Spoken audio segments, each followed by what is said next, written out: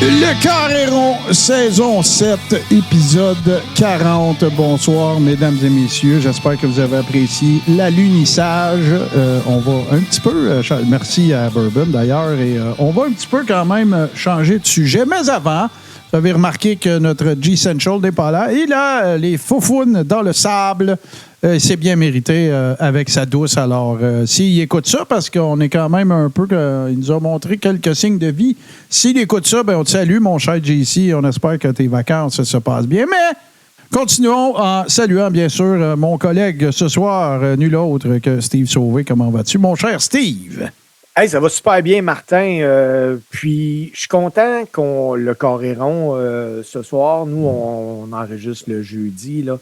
Parce que ce matin, j'ai été obligé sur mes réseaux sociaux de faire une publication, puis je voulais profiter un peu là, de la tribune qui est donnée au Coréron.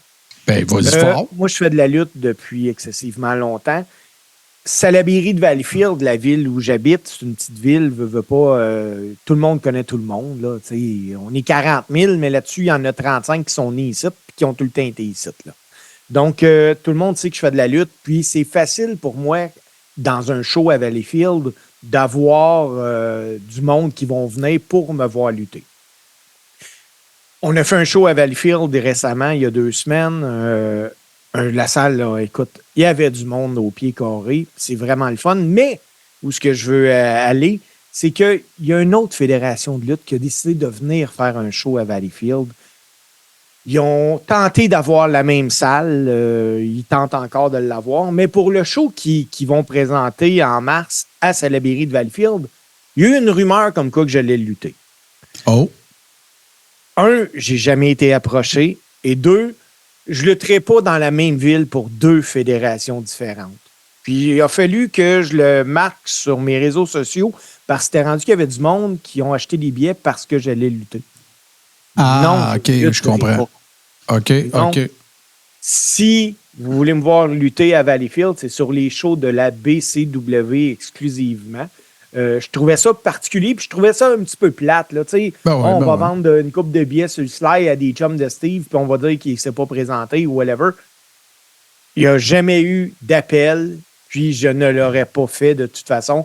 Pour moi, ça ne se fait pas aller dans une ville de région comme Salaberry de Valleyfield pour 2 fédérations différentes. Ça se fait pas, simplement. Fait que ça rappelle un petit peu quand même pas les guerres, là, je pense pas que ce soit ça, mais ça rappelle un peu quand même la situation des territoires dont on parle souvent. J'ai souvent fait état du fait que, justement, c'était des situations qui se passaient. Puis, comprenez bien aussi, je vais me faire ton porte-parole, que bien que ce soit plate, c'est pas non plus, je pense pas que ce soit un knock envers l'autre fédération. Tu veux surtout juste assurer que le monde ne va pas là en pensant que tu y serais, si je comprends bien. Ben, c'est ça. T'sais, non, je ne serai pas là. Si jamais les gens achètent des billets, je veux que les gens soient conscients que, écoute, je n'irai pas voir Steve lutter, Steve ne sera pas là. Bon, parfait. Ben, t'as bien fait de le préciser, hein, mon cher Steve. Et, écoute, mais comment ça a été, au-delà de ça, là, comment ça a été ce gala-là? Comment ça s'est passé? Le gala à Valleyfield, c'est pas la semaine passée que tu étais là? Oui. OK, c'est ça, parce qu'on en a parlé dans le dernier show. Oui, super bon gala. La semaine dernière, j'étais à Drummondville. En fin de semaine qui s'en vient, je vais être à Gatineau pour la GPW. Ça continue, le marathon de lutte, il continue. J'ai essayé, à un moment donné, de calculer. Puis, j'étais rendu à 7 combats déjà en 2024. Mais, tu sais, on est juste la 7e semaine, là. Oui, il en reste encore 2-3. Il y a pas mal. Ça me tente de dire aux gens de quoi on va parler cette semaine parce que je trouve ça pas mal intéressant. On va traiter, en fait, c'est parce que je l'ai déjà fait, mais ça me tente de le refaire parce que c'est d'autant plus d'actualité pour des raisons évidentes, évidemment. En fait, peut-être des raisons évidentes parce que nous ne pouvons nécessairement présumer de rien, mais j'avais déjà fait l'arbre généalogique de la famille Anoa'i Évidemment, là, on parle ici de Rock, on parle de toutes les personnalités que nous connaissons de cette famille-là, passées et encore présentes, mais aussi il y en a beaucoup là-dedans qui nous ont quittés, évidemment. Puis, c'était, en fait, je l'avais faite, mais il me manquait une espèce de... C'est pas que je l'avais fait vite. Il y avait des affaires que je ne savais pas et qui n'étaient pas d'actualité non plus à cette époque-là, qui n'étaient pas nécessairement sorties. Fait que moi, je vais vous parler un petit peu de l'arbre généalogique, de la très grande famille et de la dynastie des Anoa'i, qui, à mon sens, avec les Welsh Fuller, sont les deux familles que, tu sais, oui, il y a eu les Hart, oui, il y a les Von Erich qui ont été plus connus, ça a été plus médiatisé, mais les Fuller Welsh, écoute, ça fait 100 ans qu'ils sont impliqués dans le monde de la lutte. Fait que c'est assez capoté. Toi, tu vas nous parler d'une affaire de famille, je n'irai pas plus loin, et évidemment, on va avoir les deux tonnes. Mais avant, comme vous y êtes habitués, on s'en va vous parler d'actualité de lutte. Faut toujours que je fasse attention parce que je fais plusieurs sortes d'actualités, tu vois. Alors, hey, j'ai été témoin de quelque sorte. Hey, Martin, c'est moi qui start. Ben ouais, vas-y fort. WrestleMania 40 est à Philadelphie cette année. Ouais. Un des sportifs les plus connus à Philadelphie, c'est qui, Martin? C'est Rocky Balboa. Oui, c'est dans cette optique-là que la WWE aurait, selon WrestleVote, offert la possibilité à Sylvester Stallone de participer à WrestleMania 40. Veux-tu voir Rocky à WrestleMania?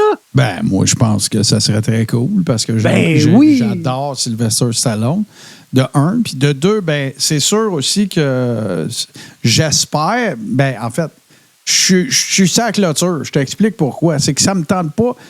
Tu peux mettre Sylvester Stallone sans problème dans n'importe quoi, là, dans le sens que... Parce que Sylvester Stallone, ce que vous devez savoir, c'est que sans vous dire que c'est un fan de lutte, c'est quelqu'un qui sait apprécier le talent requis pour un lutteur de faire ce qu'il fait. Je vous donne un exemple. Terry Funk sur le set de Over the Top. Je me souviens plus du rôle qu'il jouait, mais je le sais qu'il jouait là-dedans, Over the Top, évidemment, le fameux film là, de tir au poignet. Et à un moment donné, il y avait... Bras de fer. Oui, bras de fer, exact, en français. Puis à un moment donné, il y avait des stuntmen, des cascadeurs, mais stuntmen, c'est un grand nom, là, les gars qui font des scènes de combat aussi, on les considère des stuntmen. Puis... il y avait des commentaires un peu désobligeants envers Terry Funk quand il avait le dos tourné, ou des fois des gags, des pics tout le temps. Toi, tu étais un lutteur, patati patata. Sylvester Stallone, sur le set, il avait demandé à tout le monde de faire une pause, puis il leur avait expliqué arrêtez d'écœurer Terry Funk. Il fait ce qui vous prend une semaine à faire, lui, il fait one take à tous les soirs. Fait que fermez vos gueules, puis on enchaîne.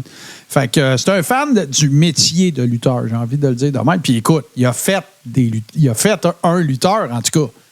Parce qu'on va se le dire, là, sans Rocky 3, Hogan, je veux pas dire qu'il n'aurait pas réussi, mais il a steppé up big time. Puis il a même accès.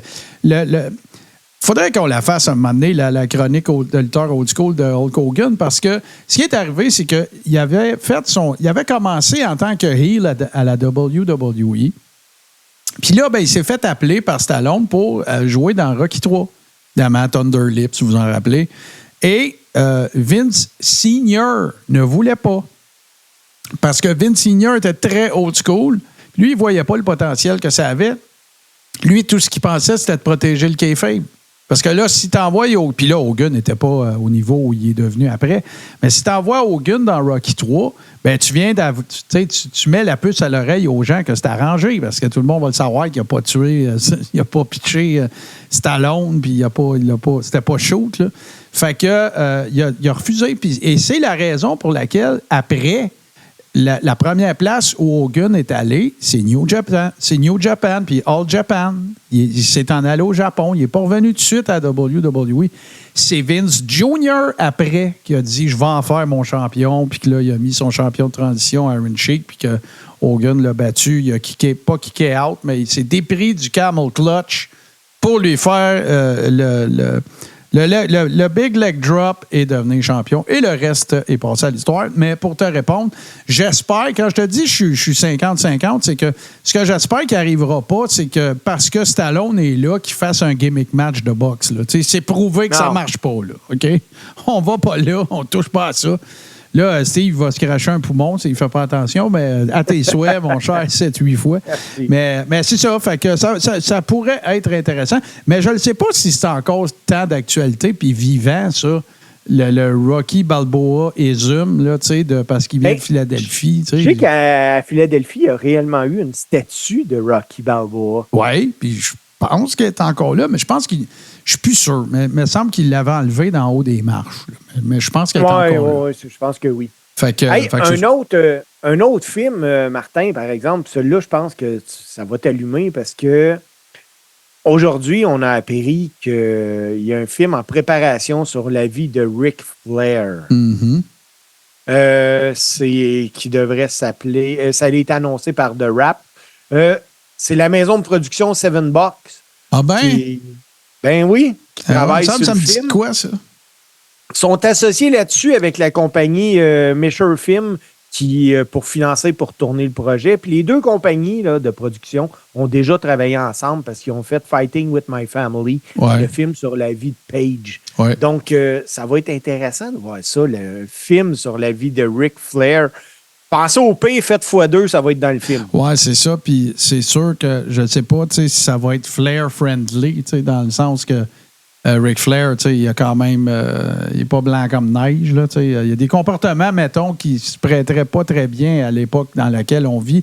Puis je parle pas des allégations pendant le Airplane Ride from Hell. Là. Je parle le Flight from Hell ou whatever, le nom qu'il avait donné à ça. Je parle pas juste de ça. Là.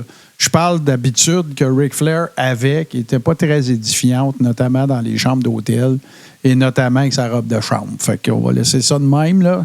Mais c'est sûr, ça me surprendrait, un peu comme Wawa Tatawa vient de le dire, ça me surprendrait que ça va être idéalisé, ça va être romancé, c'est sûr.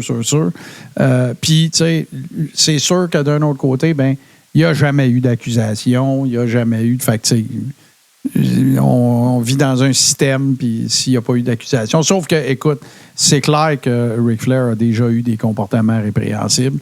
Puis, regarde, je vais donner la chance au coureur. Moi, là, je ne dirais pas que ça va être un film vanille. Je ne dirais rien. Moi, le regarder, puis on se fera notre opinion.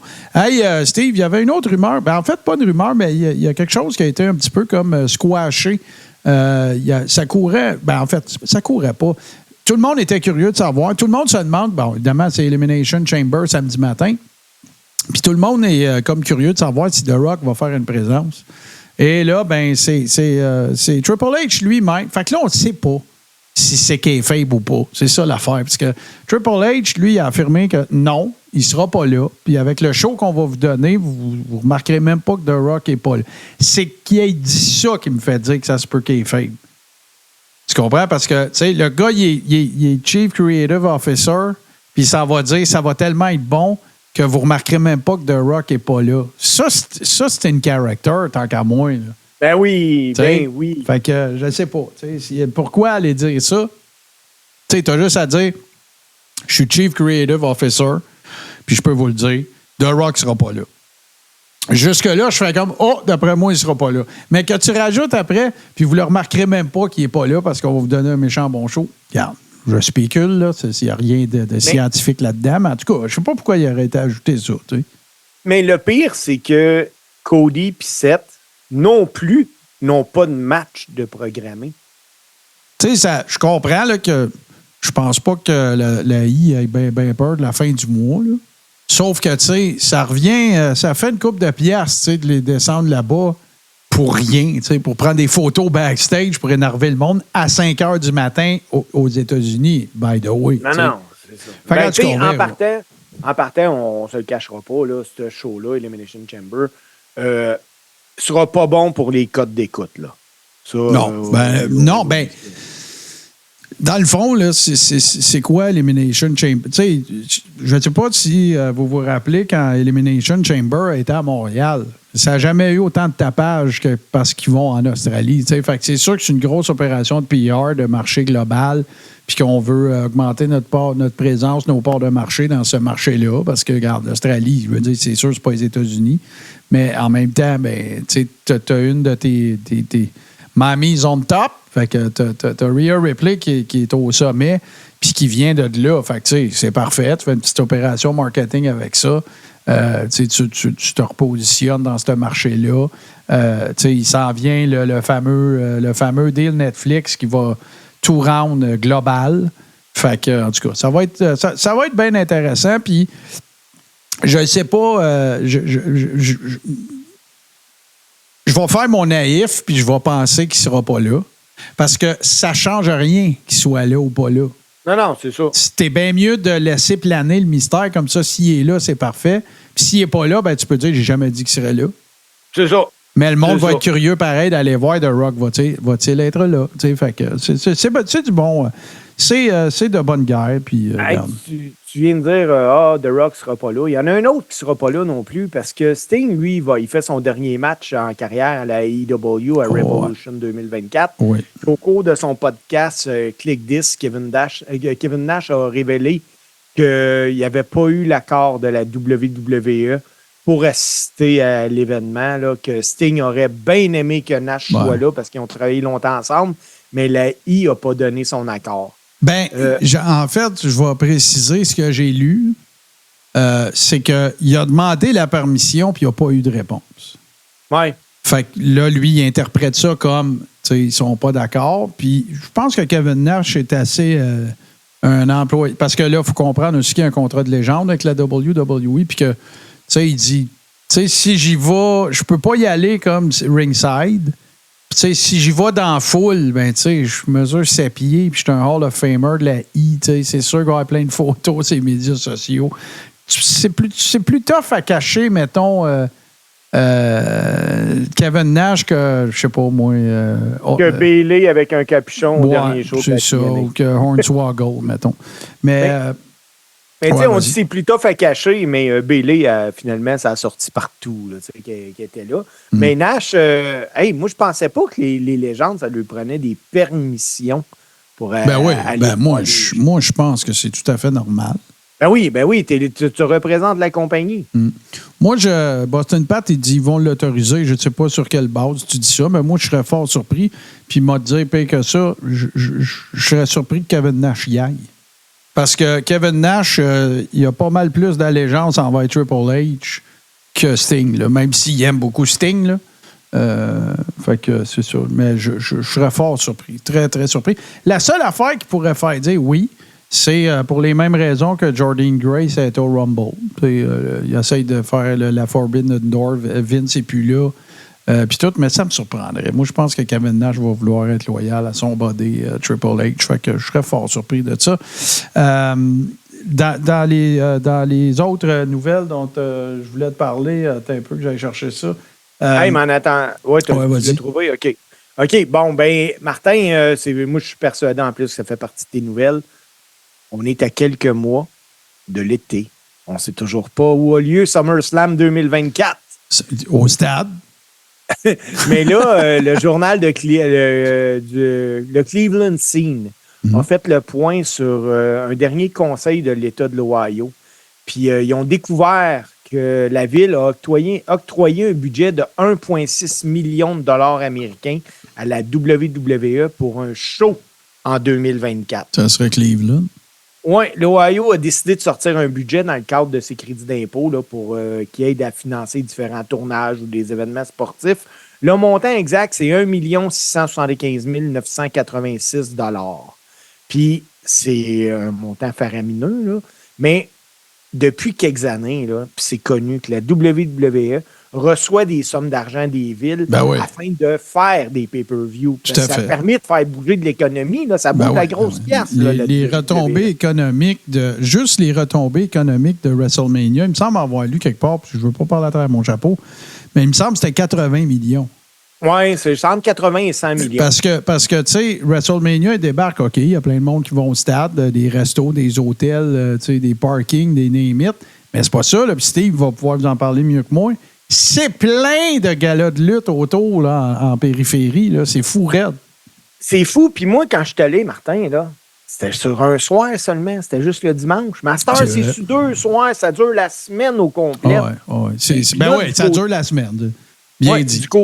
Du côté de la WWE, là, ils ne confirment pas pour Cleveland, mais on s'entend que 1,6 million, c'est pas un Raw ni un SmackDown. Non.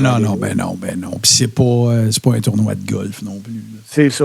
On s'entend dessus. Hey, là, ça, vous l'avez vu passer sûrement là, que Shotzi s'était blessé, mais Sheamus qui se rapproche de ça, là, ça, c'est un élément perturbateur intéressant parce que là, on s'entend qu'il ne restera pas 4-5 runs à Sheamus. Là. Hein? Moi, je pensais que c'était fini, Sheamus. Non, ça a l'air qu'il se prépare à revenir. Puis, mais ce qu'il y a d'intéressant, c'est que, un, est-ce qu'il va revenir face? Deux, est-ce qu'il va être impliqué dans quelque chose d'intéressant? Parce que là, évidemment, il ne remplacera jamais Seth Rollins, il ne remplacera jamais CM Punk, mais au moins, ça te donne un semi-main eventer que tu peux mettre dans des situations qui pourraient te faire gagner du temps. Parce que moi, CM Punk à Mania, j'y crois pas.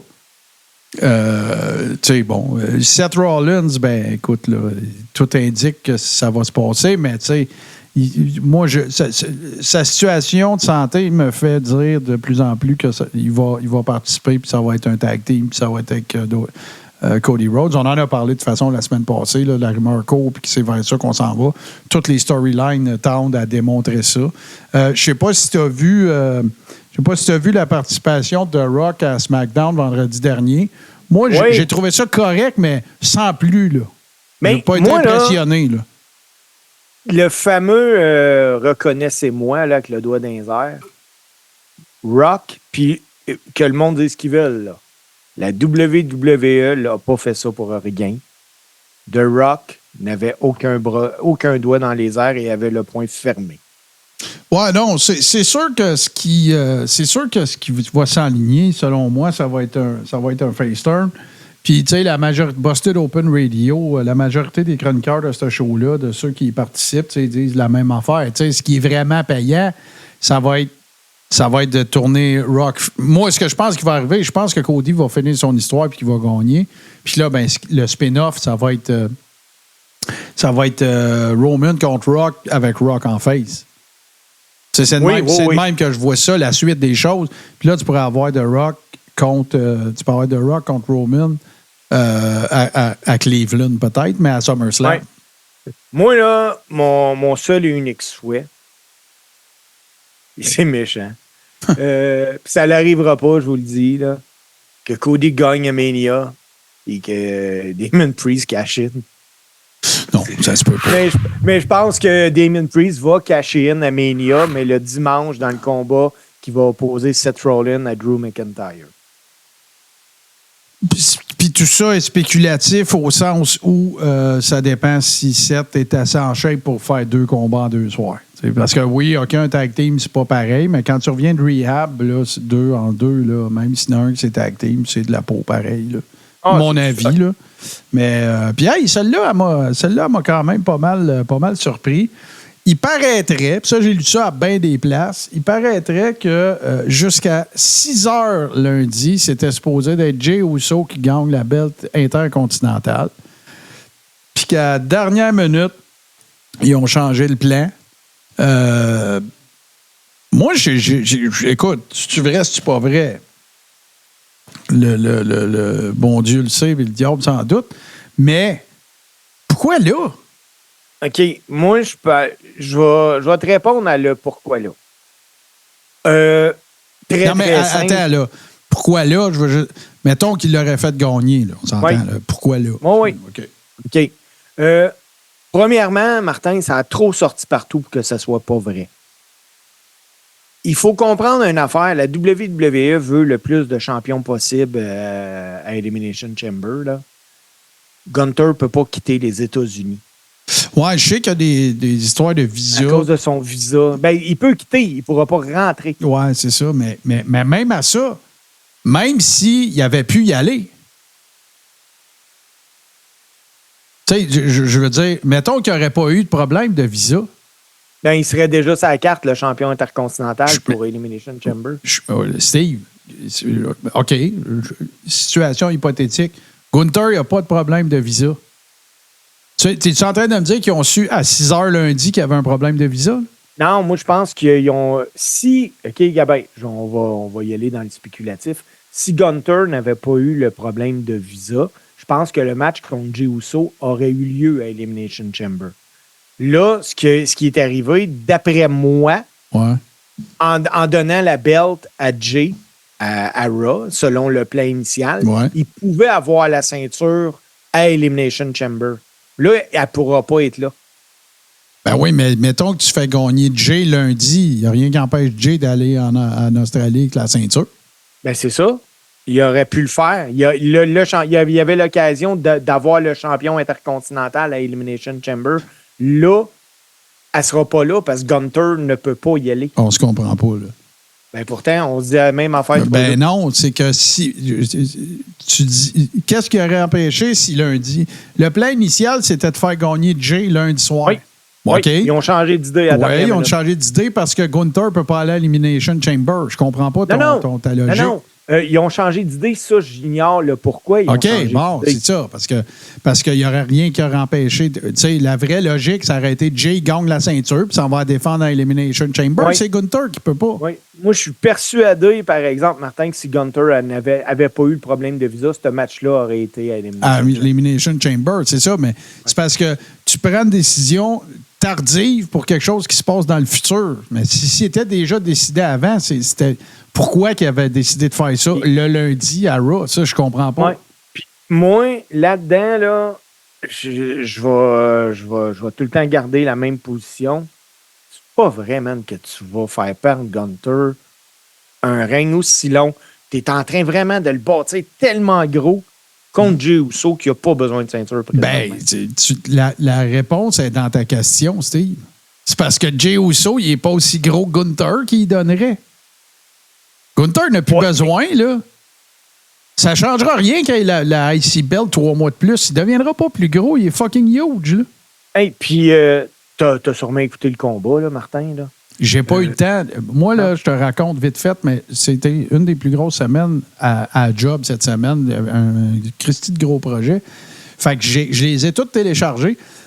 Mais cette semaine, j'ai pas pu écouter Rob. Je sais un peu ce qui s'est passé. Puis j'ai même pas pu écouter mon NXT. C'est la première fois en je sais pas combien de temps. Fait que je tombe un peu des nues cette semaine. Bon. Ben moi, là, Gunther, écoute, c'est tellement...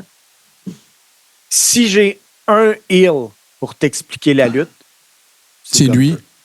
Tu sais, là, pas tout le temps. Il faut le heel worker.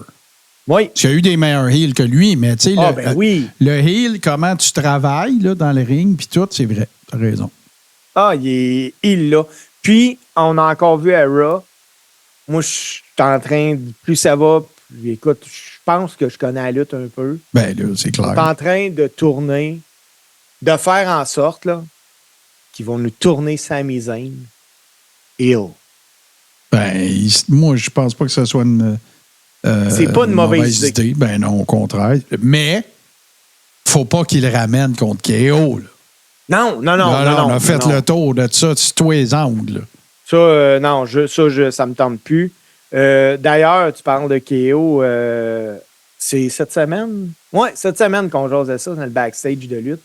On se disait, écoute, qu'est-ce qu'ils vont faire avec KO? Mania s'en vient. Le gars a fait les 2 dernières finales du premier soir de Mania.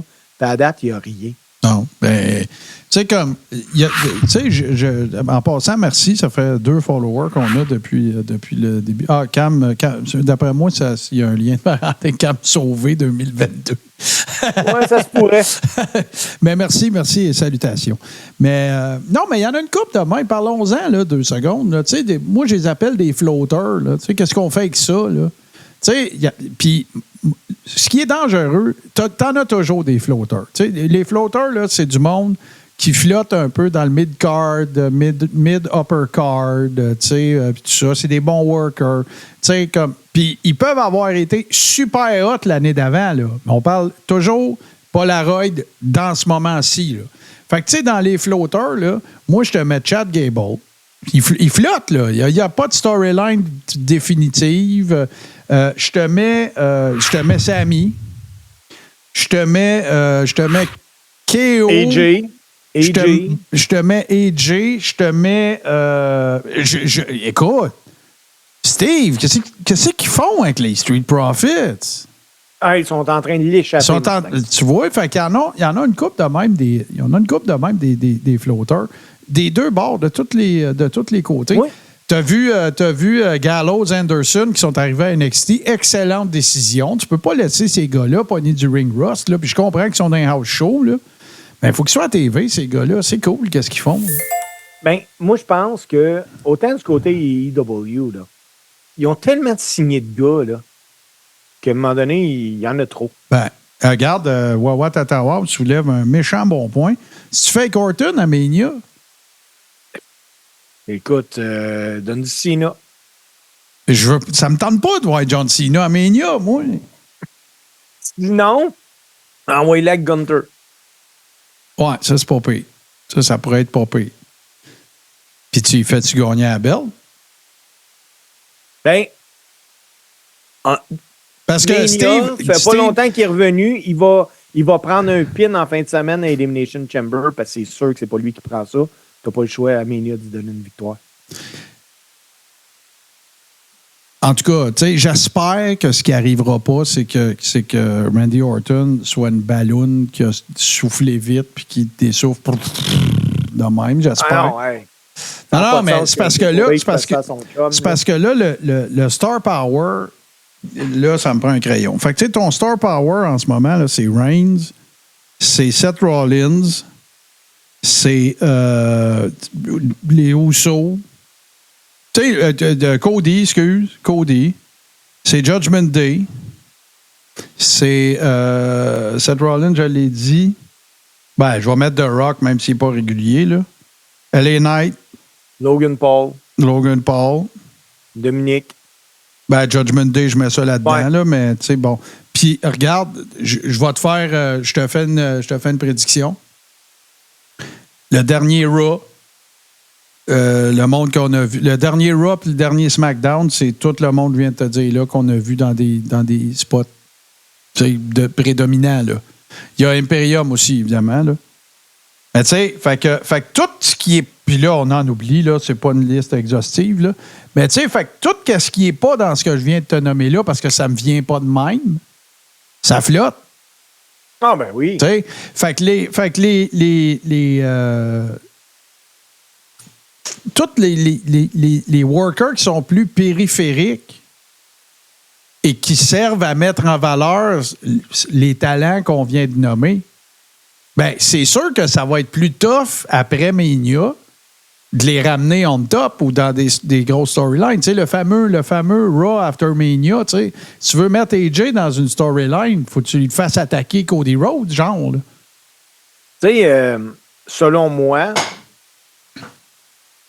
la meilleure workers féminine présentement, Bianca Belair, sont en train de l'échapper. Ben, c'est pas loin d'être ça, tant qu'à moi, là. C'est pas loin d'être ça. Rhea, t'as Bianca qui sont vraiment dans des classes à part. Jade Cargill est même pas à ce niveau-là présentement. Là. Je veux même pas. Ben, je vais t'en parler dans 2 secondes. Tu sais, ils sont en train de l'échapper, Bianca. Fait que, puis tu dans le contexte que je viens d'expliquer là, ce que je pense qui nuit beaucoup à ça, c'est les hosties de match de qualification four-way. Parce que, fait que les 3 qui perdent, tu fais quoi avec après? Tant qu'à ça, puis je suis pas super fan de ça, là, mais tant qu'à ça, fais un tournoi. T'sais, un match par semaine, un SmackDown, un à Raw. Moi, j'aime beaucoup les... Je m'ennuie tellement de King of the Ring, by the way. Ben moi, je m'ennuie de King of the Ring, mais de King of the Ring qui se déroule sur un soir. Un soir, ben voilà, c'est ça qui est le fun. Worker. Oh oui. Puis tu sais, moi, j'aimerais ça, là. Je comprends. Faut que tu les ailles bien attachés, là, parce que tu sais, tu veux avoir du tirage, puis souvent, ça prend ton champion, puis bon. Mais King of the Ring, là, tout l'event, c'est un tournoi. Fin. OK? Il n'y a pas de main event avec les ceintures. Il n'y a aucune ceinture en jeu, là. À soir, c'est pour King of the Ring. Puis ce titre-là, tu vas pouvoir t'appeler comme ça pendant 1 an, puis l'année prochaine, tu vas le défendre. Fin. That's it. Ça, là, moi, c'est... défendre. Tu vas être dans le tournoi. Tu vas être... Ben oui, mais je veux dire, tu vas avoir l'occasion de le gagner une deuxième fois, là, tu sais. Ouais. Fait que ça, moi, j'éliminerais facile une coupe de pay-per-view pas aussi significatif, mettons, là, peut-être pas Backlash, là, mais tu sais, des affaires, là, c'est quoi déjà, là, les chars qui vont vite, là, j'essaie de... Fastlane? Fastlane, tu sais, mais... Ramène-moi mon King of the Ring. Tu sais, ça a fait des lutteurs, King of the Ring. Ça a fait Stone Cold. C'est ça, on va dire, ça a fait le lutteur. Tu sais, fait que, ben, bonjour, Cam Sauvé qui vient de nous dire bonjour. Tu es bienvenu. Fait que, en tout cas, fait que, puis là, ben, c'est ça que je voulais te dire, c'est que, des fois, la vie, tu sais, quand la vie te donne des citrons, fait de la limonade. Fait que là, il y avait eu du coulage. Jade Cargill était censée être de Elimination Chamber féminin à Perth. Puis là, il y a eu du coulage. On a pu remarquer que même si la photo était floutée, ça faisait aucun doute que c'était elle, là, une Afro-Américaine avec les cheveux blancs. T'as beau flouter ça un peu, c'est sûr que ça pop. Puis là, ben, paraîtrait que, ben, pas paraîtrait, mais que la décision créative, pas longtemps après ça, a été ils ont décidé de ne pas inclure Jade Cargill dans Elimination Chamber. Puis moi, je pense que c'est la bonne décision. Oui, parce qu'il ne faut pas qu'elle prenne un pin. Ben, faut pas qu'elle prenne un pin, Puis, je comprends là, qu'il y avait 5 autres filles qui auraient pu la protéger, mais Elimination Chamber, c'est pas un match standard, là. Tu sais, pour faire bien paraître quelqu'un, là, mets-la pas d'un six-way, là. Tu sais, mets-la dans au pire, un match par équipe. Tu sais, peu importe, là. Mais je pense pas que ça aurait été une bonne situation pour elle, même si elle aurait été bien entourée là, de bonnes workers, là. Je pense que t'es mieux d'y aller tranquillement que de la mettre dans une situation comme ça, parce que puis, tu sais, si tu prends cette décision-là, c'est parce que tu as un doute qu'elle est prête. Puis la journée que tu vas en mettre dans un programme, il faut que tu n'aies aucun doute qu'elle est prête. Ouais. Fait que, regarde, ça règle la question. Puis là, Steve, ce qu'on va faire, je vais aller chercher la carte, là, parce que j'avais oublié ce bout-là, mais là, j'ai d'autres actualités, Martin. Vas-y. Au début du mois de février, là, on avait jasé que les charges criminelles de Cash Wheeler avaient été retenues. Puis, le dossier est passé à la cour le 20 février pour une première comparution où Wheeler n'était pas là. On parle d'accusation de voies de fait grave avec une arme à feu. Puis, Wheeler, le procès a été fixé le 20 mai 2024. Wheeler, cette fois-ci, est obligé d'être au tribunal. Donc, je rappelle, il fait face à une peine d'emprisonnement de 5 ans. Moi, je pense qu'il n'y aura pas de procès, ça va se régler hors cours. J'y souhaite vraiment, Martin, parce que sinon... Ça complique un peu une vie de lutteur, mettons. Pas juste, là, je te parle, tu sais, peu importe ce que c'est, probation, whatever, mais tu sais, si tu te ramasses à devoir faire plus de paperasse pour aller n'importe où aux États-Unis, c'est pas idéal, mettons, pour un worker, tu sais, qui est parti de chez eux 300 jours par année, là. Ça complexifie les affaires un petit peu. L'international aussi, même affaire. Fait qu'en tout cas, souhaitons que ça se passe bien. Puis, écoute, Martin, connais-tu ça, Chloé Beaujean? Non. Chloé Beaujean, c'est une Française diplômée du cégep de Matane en photographie. OK. Elle vient de signer ses premiers contrats avec la World Wrestling Entertainment. Pour des photos? Oui, elle va devenir photographe officielle de tous les événements du Québec. Wow! Pour la World Wrestling Federation Entertainment. Oui. Ça, c'est une fan de lutte qui a fait son stage pendant Elimination Chamber l'année passée, puis le Raw qui a eu lieu à Québec. Puis elle a assez impressionné la fédération pour qui assigne, qui ont offert un contrat. Puis même que ces photos, alors qu'elle était stagiaire, se sont retrouvées sur le www.com. Wow! Ben félicitations. Félicitations à elle. On devrait y parler. Ben, on va essayer de rentrer en communication avec, justement. Ah, ben merveilleux. Là, mon Steve, ce qu'on va faire, c'est qu'on ne prendra pas de pause tout de suite parce qu'on a commencé un petit peu en retard, mais on va faire le line-up actuel de ce qui est prévu de se passer à Elimination Chamber. Puis on va faire nos prédictions. Tiens, je vais commencer ça dans l'ordre que moi j'ai dit. Ça ne veut pas dire que ça va être dans cet ordre-là samedi. Premier match, Judgment Day, donc Finn Balor, Damien Priest, contre le New Catch Republic, c'est-à-dire Pete Dunne et Tyler Bate. Ta prédiction et pourquoi? Ma prédiction, écoute, j'ai hésité vraiment longtemps. Moi, je vois avec Judgment Day. Je penserais sincèrement là, que Pete Dunne et son partner, là, c'est un peu une fleur qu'ils se font donner là, d'aller lutter sur un pay-per-view. Là. Mais je vois même pas de proche comment Judgment Day pourrait perdre ça. Là. La seule raison, je suis d'accord avec toi, 100 000 à l'heure, la seule raison qui pourrait faire ça, qui pourrait faire que Tyler Bate et Pete Dunne gagnent, c'est qu'ils ont déjà prévu qu'il y aurait une scission dans Judgment Day, dont le point culminant serait à Mania. Et je pense pas que ce soit le cas. Ça serait la seule raison qui pourrait justifier ça, là. La seule. Parce qu'écoute, ils n'ont pas de momentum. Ils arrivent dans le cas de Tyler Bate, ils arrivent d'NXT. Je le vois pas. Je le vois pas. Fait que on est d'accord, tous les deux. Elimination Chamber féminin. Becky Lynch, Bianca Belair, Liv Morgan, Tiffany Stratton, Naomi, Raquel Rodriguez. Qui va gagner et pourquoi?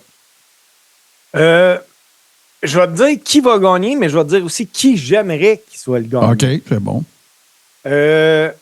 Becky Lynch va gagner parce que ça va être elle qui va aller avoir la prochaine feud contre Rhea. Tiffany Stratton, c'est celle que j'aimerais qu'il gagne. Ouais, vraiment bonne. Elle est vraiment, vraiment bonne. Je la voyais aller. Tu sais, là, il y a de quoi que t'auras beau lutter autant que tu veux, être le meilleur lutteur que tu veux, t'entraîner aussi fort que tu veux au gym. Ce que tu pourras jamais t'acheter, là, c'est du charisme. Elle en a plein. Ben, du charisme, puis j'ajouterais de l'expérience, là. Oui, de l'expérience. Mais elle a le charisme. Elle est bonne elle traverse l'écran. Mais je te soumets quelque chose. Tu me diras si tu penses que je suis dans le champ ou si je suis en train de faire des complots, là. Tu sais, quand on disait là, du Canadien de Montréal que le système de jeu des Canadiens, axé sur la défensive, tout ça, on ne veut pas que tu dépasses ton coloriage, faisait en sorte qu'il arrivait souvent qu'on avait des puissances offensives, des joueurs très offensifs, que quand ils arrivaient à Montréal, ils étaient dans une espèce de carcan, whatever, la trappe, name it. Fait que là, ben, ça a donné des Guy Carbonneau qui brûlait la ligue dans le junior, mais qui est devenu gagner le Selkie à tous les semaines, à tous les années, tout ça. Ben là, je vais te dire de quoi, là. Tu sais, ça fait longtemps là, que je dis que moi, je regarde la lutte féminine à NXT et que je trouve ça leaps and bounds meilleur que la lutte féminine à Raw, à part le Big Four. OK? À part Rhea, Bianca, Charlotte, Becky puis une couple d'autres. Là. OK? Mm-hmm. Mais en général, sur la généralité du roster, l'ensemble du roster, je pense que les filles sont meilleures à NXT qu'à Raw. Okay? Ah, ben oui. Mais là, tu vois, Tiffany Stratton, elle arrive à I. Puis elle prend le beat des filles de la WWE, puis je dis pas qu'elle est moins bonne, je dis qu'elle paraît moins bien qu'elle avait l'air à NXT, parce qu'à NXT, le beat il est plus vite, la production est plus serrée. Tu comprends? Tu sais, les cadrages, le frame, tu sais, c'est pas que dans une grosse arena, il y a moins de shots de grande distance, tu sais, ça a l'air moins slow. Tout ça fait que quand elle arrive à I, quand elle se fait caller up, je trouve qu'elle a l'air moins bonne. Puis, tu sais, là, elle a eu un match, c'est pas que je vais la nommer, Zoe Stark. Ouais. Elle a eu des victoires sur des workers qu'on considère bonnes. Puis, t'as boire, il manquait un beat. Il manquait juste une vitesse, on aurait dit. Mais c'est pas elle, c'est son adversaire qui va pas à sa vitesse à elle, tu comprends? Parce que backstage, le mic, la présence, tout ça, elle a tout. Tiffany Stratton, c'est le total package féminin. Tu sais, puis elle a de l'expérience que Jade Cargill n'a pas. Là. Je veux pas dire que Jade Cargill, c'est pas le total package, mais elle l'a pas montré encore.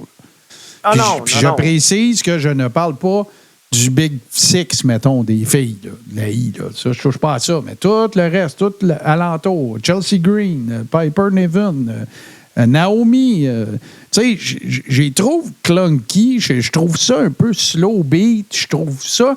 Tu sais, quand ils se font pitcher quand ils se font lancer d'un câble, ça n'a pas l'air d'être lancé d'un câble. Je te pogne le bras puis tu pars à la course. C'est tous des petits détails de même. Ça m'énerve, là. C'est débile. Puis à NXT, tu vois pas ça.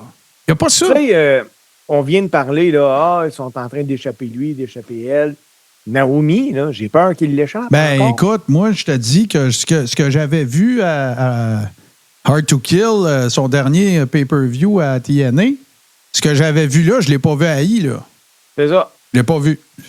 La fille qui a payé ses 12 puis qui est capable de worker stiff, puis tout ça, je ne l'ai pas vu, là. Tu vas me dire, ben oui, mais on s'entend, il faut être deux pour danser, puis tu sais, si ton partner puis toi, tu peux même en parler d'expérience, mais quand toi et ton partner, un soir, ça ne clique pas, ben c'est les deux qui ont l'air pas bons. C'est clair. C'est pas juste ça. J'ai toujours dit, moi, qu'un match de lutte va être aussi bon que le moins bon des deux. Ben, c'est ça. Puis, ça va être dur de faire en sorte qu'un soir, Tiffany Stratton, ça va être la moins bonne. Oui, vraiment. Fait que, écoute, anyway. Moi, je suis d'accord avec toi. Je pense vraiment que ça va être Becky Lynch qui va gagner ça. Puis, tu sais, moi, ce que j'ai hâte aussi, c'est qui va prendre les pins. Tu sais, parce que là, Bianca, Becky, Liv Morgan, Tiffany Stratton, Naomi, Raquel Rodriguez, qui va prendre le dernier pin? Ben, la seule à laquelle je suis capable de penser, c'est Raquel ou Liv Morgan. Le dernier pin, moi, je pense que ça va être Tiffany Stratton parce que Becky va pouvoir reprendre sa revanche. Ouais, puis Tiffany, elle sera pas, se fera pas maganer de perdre contre Becky Lynch. Pas fou. Il va y avoir un champ, évidemment, j'imagine que ça va être l'avant-dernier match. Rhea contre Nia Jax. Moi, je peux même pas croire qu'on va regarder ça, là, pour vrai. Là. J'espère, gars, m'a dit ce que j'espère. Je vais commencer, je vais faire ma prédiction. J'espère que Rhea se blessera pas. C'est ça, j'espère. Parce que c'est elle. Ils ne feront pas perdre Rhea Ripley en Australie. Ils seraient capables, mais je pense pas. Oui, mais tu sais, habituellement, là, le lutteur arrive dans son pays. Tu veux lui donner un bon match, un beau match, tu sais, pour qu'il soit content. Ouais. Rhea, tu lui donnes Nia Jax. Ouais, mais là, c'est parce que... Écoute, moi je suis rendu à me demander si elle n'arrive pas à la fin de contrat puis qu'elle n'essaye juste pas de... Écoute, je ne vois aucune plus-value dans son histoire. J'en vois pas. Je vois rien. La seule manière que tu pourrais me vendre Nia Jax, là, tu sais quoi? C'est de la rentrer dans Bloodline. C'est la seule affaire que tu peux faire pour me justifier qu'elle soit là. Ben moi, je pensais que c'est ça. Moi, là, je voyais tellement plein de factions mixtes, comme tu sais, tu as Judgment Day. Mm-hmm. Je voyais Bianca ou bien Jade Cargill s'en aller avec la faction des Street Profits Bobby Lashley. Là, tu pourrais envoyer Nia Jax avec... la Bloodline, tu pourrais envoyer Tiffany Stratton avec Imperium. Ouais. Je voulais ça, moi. Ouais, Tatawa, tu as 100% raison. Là. À NXT, il y a plein de factions qui sont mixtes. À WWE aussi, là, parce que les Street Profits à Star, ils sont mixtes, là. Ils ont rajouté, j'oublie son nom, là, mais il était dans la faction de Loser là, avec Swerve Strickland, puis Top Dollar, puis tout. C'est quoi déjà son nom? Là? Ils l'ont mis avec les Street Profits à Star. Fait que t'as eux autres, t'as Judgment Day, t'as Alpha Academy, c'est mixte. Fait que tu sais, c'est pas une excuse. Il y a pas de. Tu peux même pas te dire, ben Nia Jax, elle n'est pas dans Bloodline parce que il n'y a pas de faction mixte. Ben non, je viens de t'en nommer 3. Mettez-les là-dedans, va bien mieux paraître. Mettez-les heel avec les meilleurs heels de la compagnie en ce moment avec Judgment Day. sais, c'est logique, là. Ça marche, là. Puis là, à part que ça va, puis tu es en train de faire tourner Rhea, parce que là, en fin de semaine, là, elle, c'est la clean babyface à côté, là, Rhea. Là. Ben oui, c'est sûr. Elle va se faire. Ben oui, elle va se faire. Ben, en fait, c'est parfait parce que Naya va être encore plus heel. Fait que. Puis j'espère qu'ils ne feront pas un tata, là. Tu sais, genre donner la belt à Naya pour un rematch à Mania, là, ça ne m'intéresse pas pantoute. Non, ça serait poche. Non, mais je pense pas que ça va être ça, mais ils ont déjà fait pire, Steve. Ben, moi, s'il y a de quoi, puis que je vois que Nia Jax part de là avec la belt, je vois Jade Cargill arriver puis démolir Nia Jax. Ouais, mais écoute, là, je comprends. Mais tu peux pas te servir de Rhea pour mettre over Jade, là, oublie ça. Là. Ah non. Tu peux pas, là. Écoute, pas juste ça. Qu'est-ce que tu dis à ton locker? On s'en sac de vos opinions, tu sais.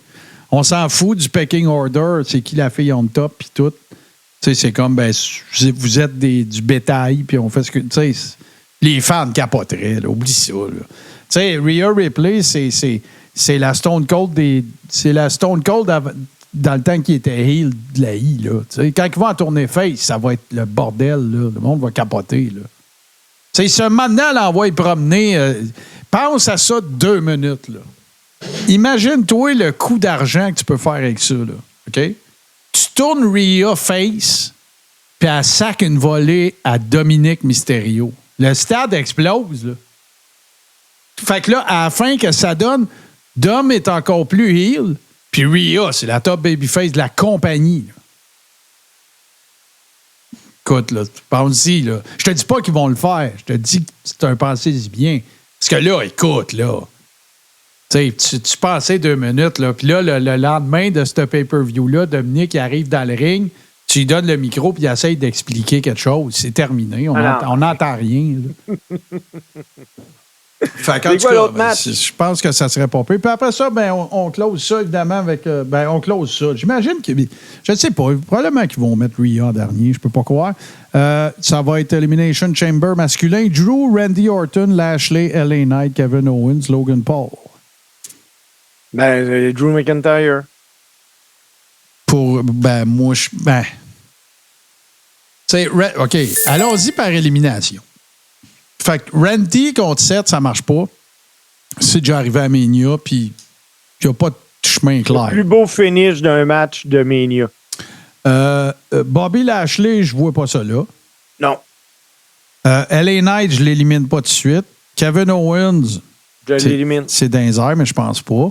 Puis Logan Paul, je pense pas qu'il y ait un match avec sa belt pour la belt. Je pense pas. Non. Fait que c'est pas dur, c'est mon opinion, c'est Andrew McIntyre, LA Knight. Puis là, ben, si on se fie à ce qu'on a vu à TV, on va dire que c'est Drew McIntyre, c'est sûr, là. C'est sûr. Sauf que, tu sais, ben, tu fais quoi avec LA Knight? Tu build up quelque chose dans Elimination Chamber pour qu'il aille contre Logan Paul et qu'il gagne la ceinture US à Mania?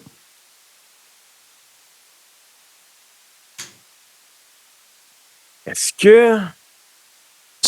Tu peux pas dire que c'est illogique, là? Non, c'est ça. Parce que le gars, il est super over, là. Tu vois, mais attends un peu, je veux juste répondre à Wawa Tatawa. LA Knight qui pin Logan. Donc, tu penses que le match à Mania, Seth Rollins pour sa ceinture, ça serait contre LA Knight? Moi c'est entre ces deux-là que j'hésite. Ce que je voudrais, c'est que ce soit LA Knight. Mais ce que je pense qu'il va arriver, ça va être Drew. Non, ça va être Drew, puis il va y avoir un match au Night 2, là. Non, c'est ça qui va arriver. C'est ça qui va arriver. C'est Drew contre... Ben, regarde, moi, juste pour pas dire comme toi, je vais dire LA Knight. T'aimes pas ça gagner tes poules, toi, quoi? Ben non, mais j'aime ça parler de pourquoi c'est niaiseux que j'aille perdu mon poule. Ça, j'aime bien ça. Ben c'est ça. Fait que j'ai juste un message à envoyer aux membres de la Rib Room et ou aux membres de Tout ce qui TV, mais surtout ceux de la Rib Room. Je vous invite à aller voir le dernier message que j'ai moi-même publié, accompagné d'une image dans la Rib Room. Je vous invite à aller voir ça. Ça concerne l'Elimination Chamber samedi. Sinon, ben, pour ceux que ça ne concerne pas, ou en tout cas qui qui ne comprennent pas de quoi on parle, je vous explique. Patreon.com/, Tout ce qui TV, ça vous donne accès évidemment à tous les shows en rediffusion de Tout ce qui TV, tous ceux qui sont disponibles en rediffusion, dont le Carré rond. Mais aussi, ça vous permet d'avoir accès à la Rib Room et c'est à ces gens-là que je fais référence. Donc, si vous n'êtes pas sur patreon.com/, Tout ce qui TV, je vous invite à y aller.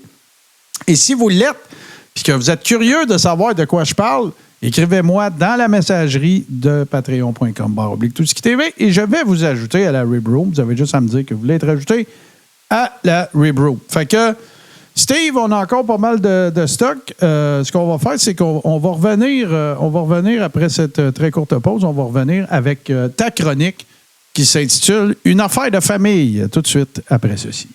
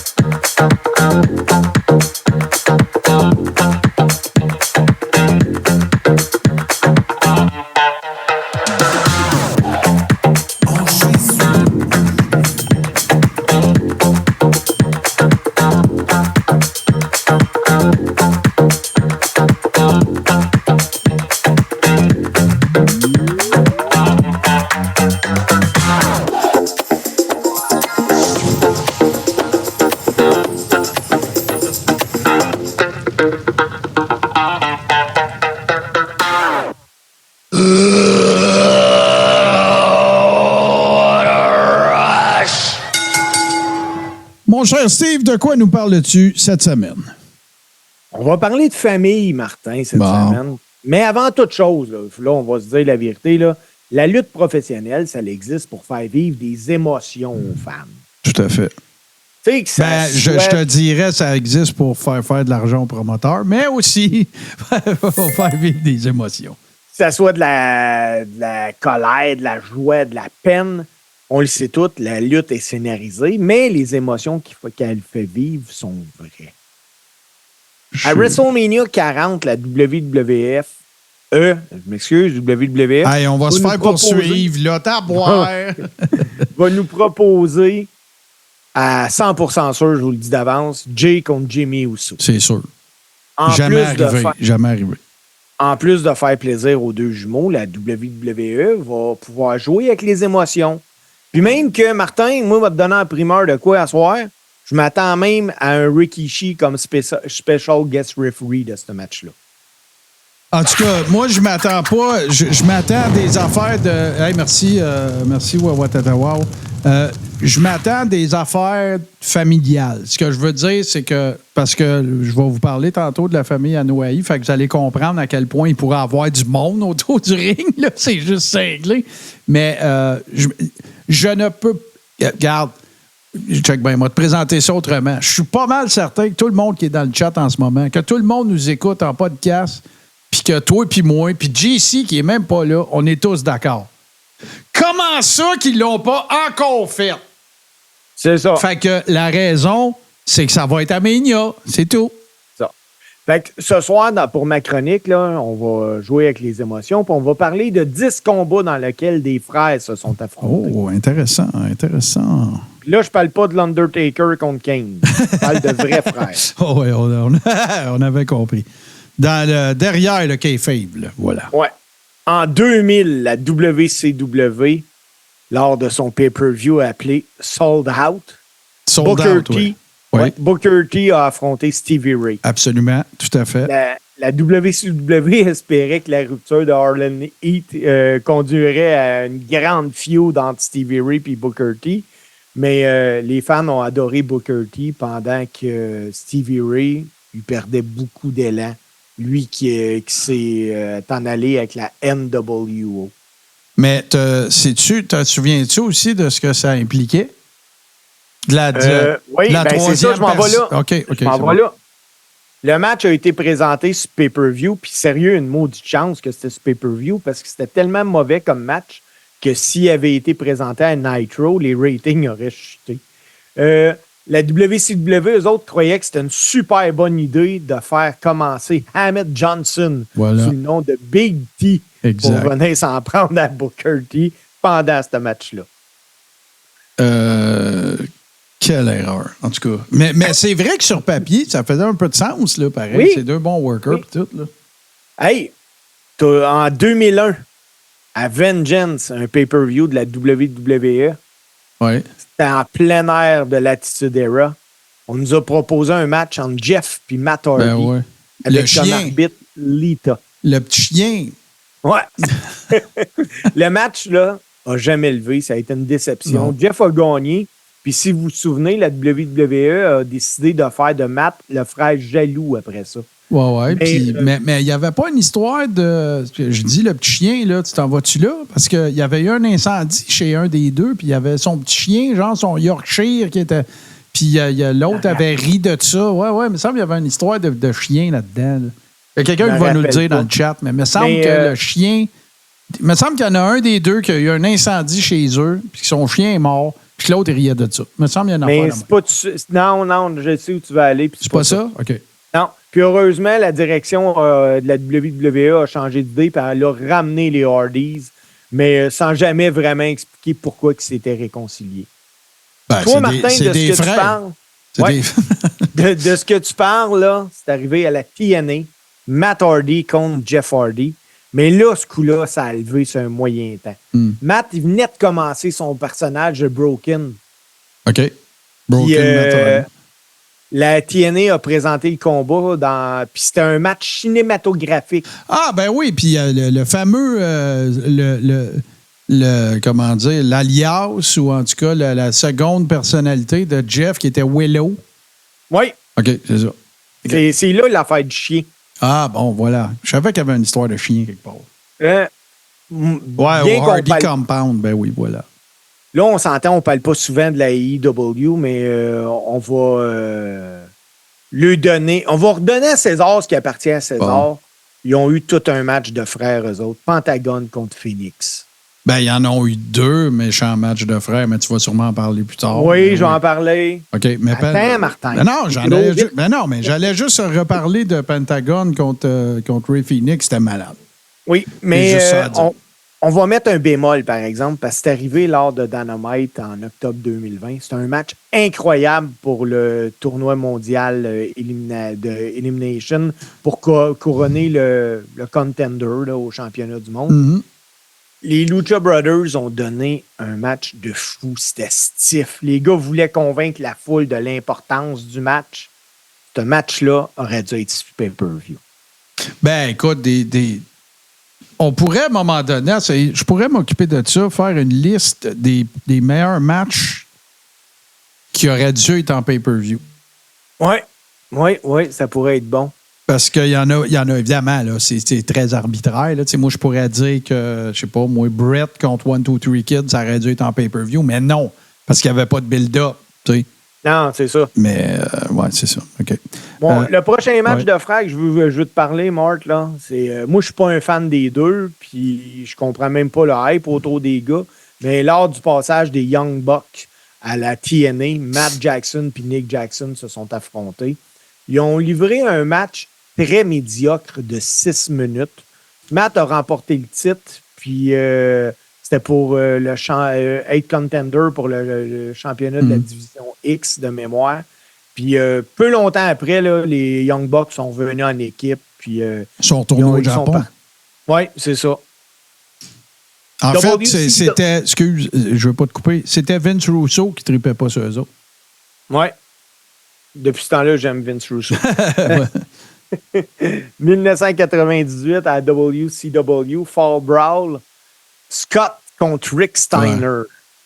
La WCW a investi énormément d'argent et de temps dans la fin des Steiner Brothers. Scott Steiner a trahi Rick pour mettre fin à ce qui est certainement l'une des équipes les plus marquantes de la WCW. Ah ben, hey, moi les Steiner Brothers, là, pour plein de raisons incroyables, sont dans mon top 5 là, d'équipe. Là. Écoute, c'était des machines, ces gars-là. Là. C'était fou raide. Là. Quand Scott a lâché son frère, s'est en allé dans la NWO. Puis je sais pas si tu te souviens du match, Rick domine Scott jusqu'à ce que l'arbitre Buff Bagwell semble être victime d'une blessure. Puis Bagwell. Bagwell, il est en chaise roulante. Ouais, Bagwell en profite avec Scott pour attaquer Rick. Oh ouais, il me semble, je vois Buff Bagwell dans une chaise roulante qui avait eu une blessure au dos, je sais pas quoi. Puis il revenait d'avoir été blessé, en fait. Je pense par le Bulldog de Rick Steiner. En tout cas, je me souviens plus quoi. Puis là, tout le monde. Mais il se lève de la chaise roulante, puis c'est là que le turn se fait. Mais il me semble. Mais ça se peut que je me trompe, là, mais il me semble qu'il y a une histoire de même là, autour de ça. Un autre match entre frères, ce coup-là, se déroule à la AEW à Double or Nothing en 2019. La AEW a été l'autre d'un grand match entre Cody et Dustin Rhodes lors de son premier événement. Oui, tout à fait. Puis je tiens à le dire aussi, là. Oui, je sais où est-ce qu'on s'en va, inquiétez-vous pas, on va en parler des deux frères canadiens, on va en parler, c'est sûr.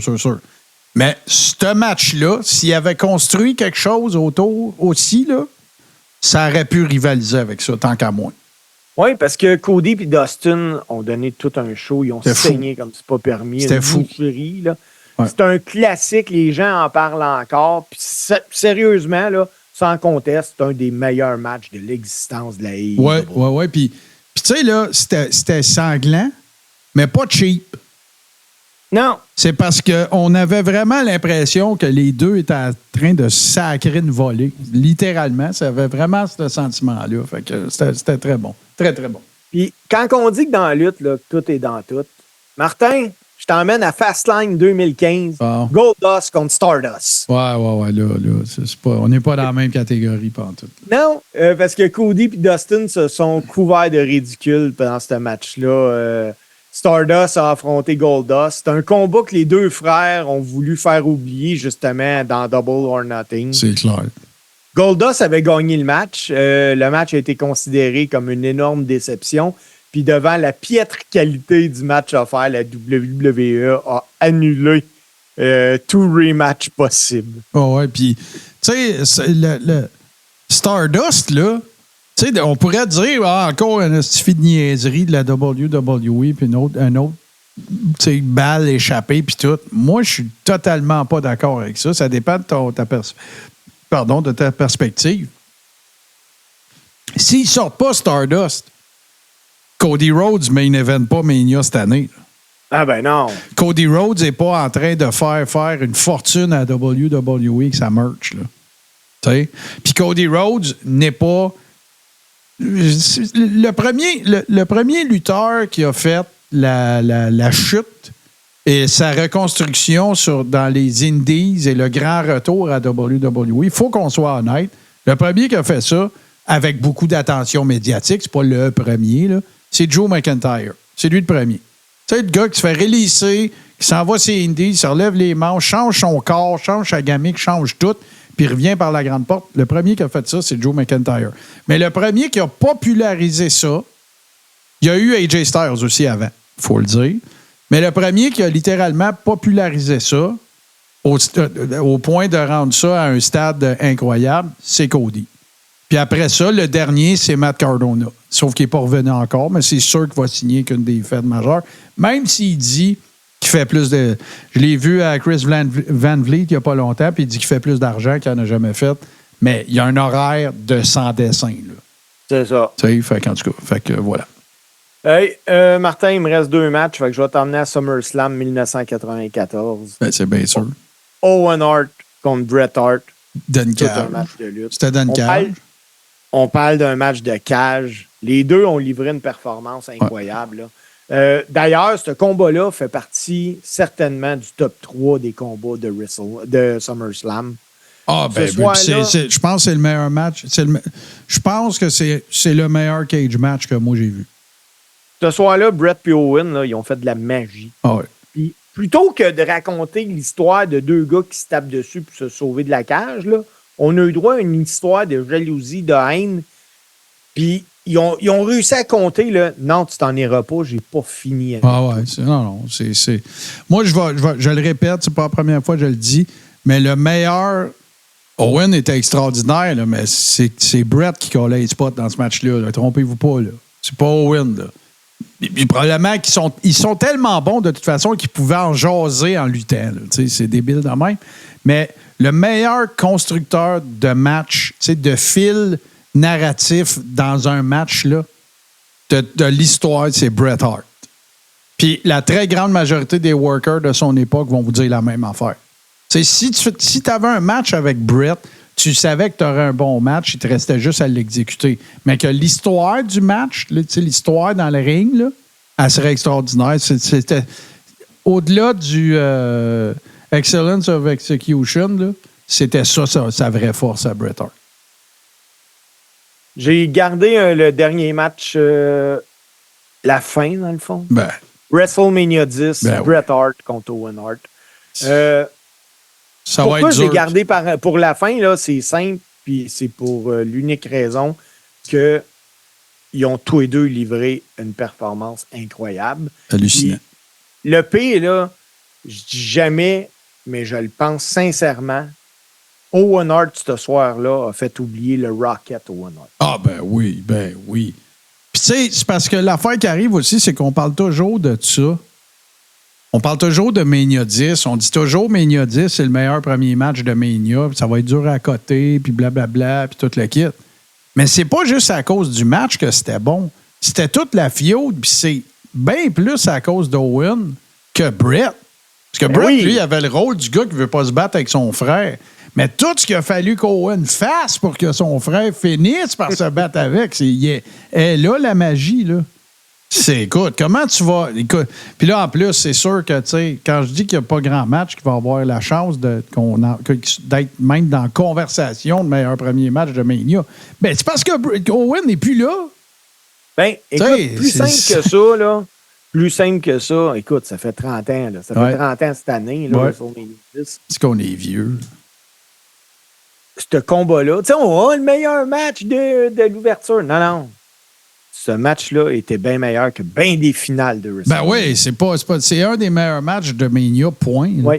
Tu sais, moi, je pense qu'il faut arrêter de dire « c'est le meilleur match d'Open ». Non. Ouais, mais tu sais. Facilement le top 5 des meilleurs matchs qu'il y a jamais eu à WrestleMania. Tu sais comment ce que c'est, là. On cherche toujours des listes avec une nouvelle variable pour avoir plus de listes. Puis c'est toujours un peu comme ça. Ben oui. Mais tu sais, comme. Puis le pire, c'est que tous les meilleurs matchs de Mania, tu peux les mettre dans des catégories pour qu'ils soient tout seuls. Fait que tu sais, tu prends Bret Owen, c'est le meilleur premier match de Mania. Meilleur match aller-retour, c'est Taker, Shawn Michaels 25-26. Ben oui. Tu sais, bon, puis après ça, ben continue. Tu sais, Mania 20, Kurt Angle contre Brock Lesnar, ben tu peux dire c'est le meilleur match un des meilleurs matchs de semi-main event de Mania entre deux shooters. Tu peux tout les arranger pour qu'ils soient tout seuls dans leur catégorie. Mais John Brett, on va dire que c'était le meilleur match Iron Man. Ben, c'est ça, voilà. Le meilleur match d'une heure de Mania. Je veux dire, tu peux toujours arranger les affaires pour que ta liste, ça devienne ta préférée, mais c'est sûr que la meilleure feud de frères, ça va être celle-là. La seule qui aurait un potentiel d'aller proche, ça serait Jay puis Jimmy. Puis je pense pas qu'on va aller là parce que non. À cause de la façon qu'ils sont bookés, puis l'autre affaire, c'est que la différence entre Bret puis Owen, puis Jimmy puis Jay, ben c'est que Jimmy puis Jay, ils ont été en équipe pendant des années. Fait que il faut que tu en fasses bien plus pour me faire croire qu'ils saillissent pour de vrai. Là, parce que Bret puis Owen, ils luttaient pas en équipe souvent. Là. Premièrement, il n'y a pas d'Owen là-dedans qui te fait croire qu'ils saillissent. Non, oui, c'est ça. Puis, je veux pas dire qu'ils sont mauvais, là, mais ni un ni l'autre des Usos sont ont le talent des Hart. Ben, dans le ring, ils sont pas mauvais. On peut pas les comparer, là, on s'entend, mais dans le ring, ils sont pas mauvais, mais c'est le storytelling qu'ils ont moins. Là, c'est ça. Mais j'ai bien peur qu'on voit beaucoup de super kicks. Ouais, ça, c'est sûr. Puis là, tu vois Max Lacloche, le finish de Benoit avec Eddie Guerrero, c'est à Mania 20. Meilleur match de deux gars qui sont morts. Tu sais, ou meilleur match d'un gars qui a tué sa famille. C'est là. C'est dark. Mais on va avoir le meilleur match d'un finish de lutte qui a impliqué une substance toxique entre non, mais regarde, un moment donné, je regardais... Il y a bien des listes sur... il y a bien des listes... Voyons. Bon. Il y a un match d'un gars qui a tué sa famille. mais non, écoute-moi, là. Bon, ça y est, Steve. T'aurais pu choisir d'autres choses pour casser, là. C'est pas très drôle. Ça pour vrai. Non, mais il y a eu un moment donné, c'était à WCW, je pense, pas longtemps après que Vince Russo est revenu, puis lui, il aimait bien ça rappeler des vieilles vedettes, puis du vintage. Puis il y a un match, je me souviens pas c'était contre qui le finish, mais dans la cage, d'un bord, t'as Jimmy Snuka, puis de l'autre bord, t'as Chris Benoit qui font le splash du top de la cage sur je me rappelle pas qui, puis le gars de Cultaholic qui dit c'est le plus beau saut du haut de la cage de 2 lutteurs accusés de meurtre.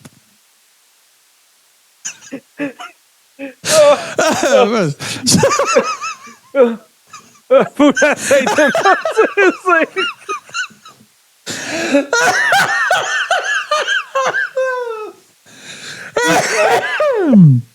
OK. On arrête ça là.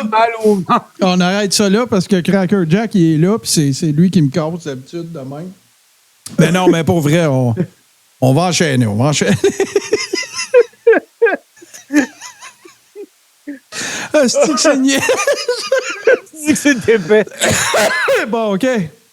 Steve, reprenons nos esprits. Nous sommes des professionnels. Le module Odysseus de l'émission est debout et a débuté la transmission de données. Ah, ben ça veut dire que soyez des nôtres avec Bourbon après la diffusion de cet épisode parce que on va aller au Nouveau-Mexique dans un film réalisé par Stanley Kubrick. Un alunissage. Non, c'est pas vrai. Là, c'est un vrai alunissage. Là, c'est pas ce que les conspires disent. Mais Steve, regarde, on va aller. Bon, ben moi aussi. Fait que on va aller reprendre un petit peu nos esprits, si tu le veux bien, et on va faire une très courte pause pour revenir. Et moi, je vais vous faire comment dirais-je, pas la déconstruction, mais l'analyse approfondie de l'arbre généalogique de la dynastie de la famille Anoa'i pendant que Steve va aller se nettoyer les yeux, qui sont pleins de larmes. Pour Alex, des samedis matins remplis d'art et de zénitude, c'est une vieille habitude.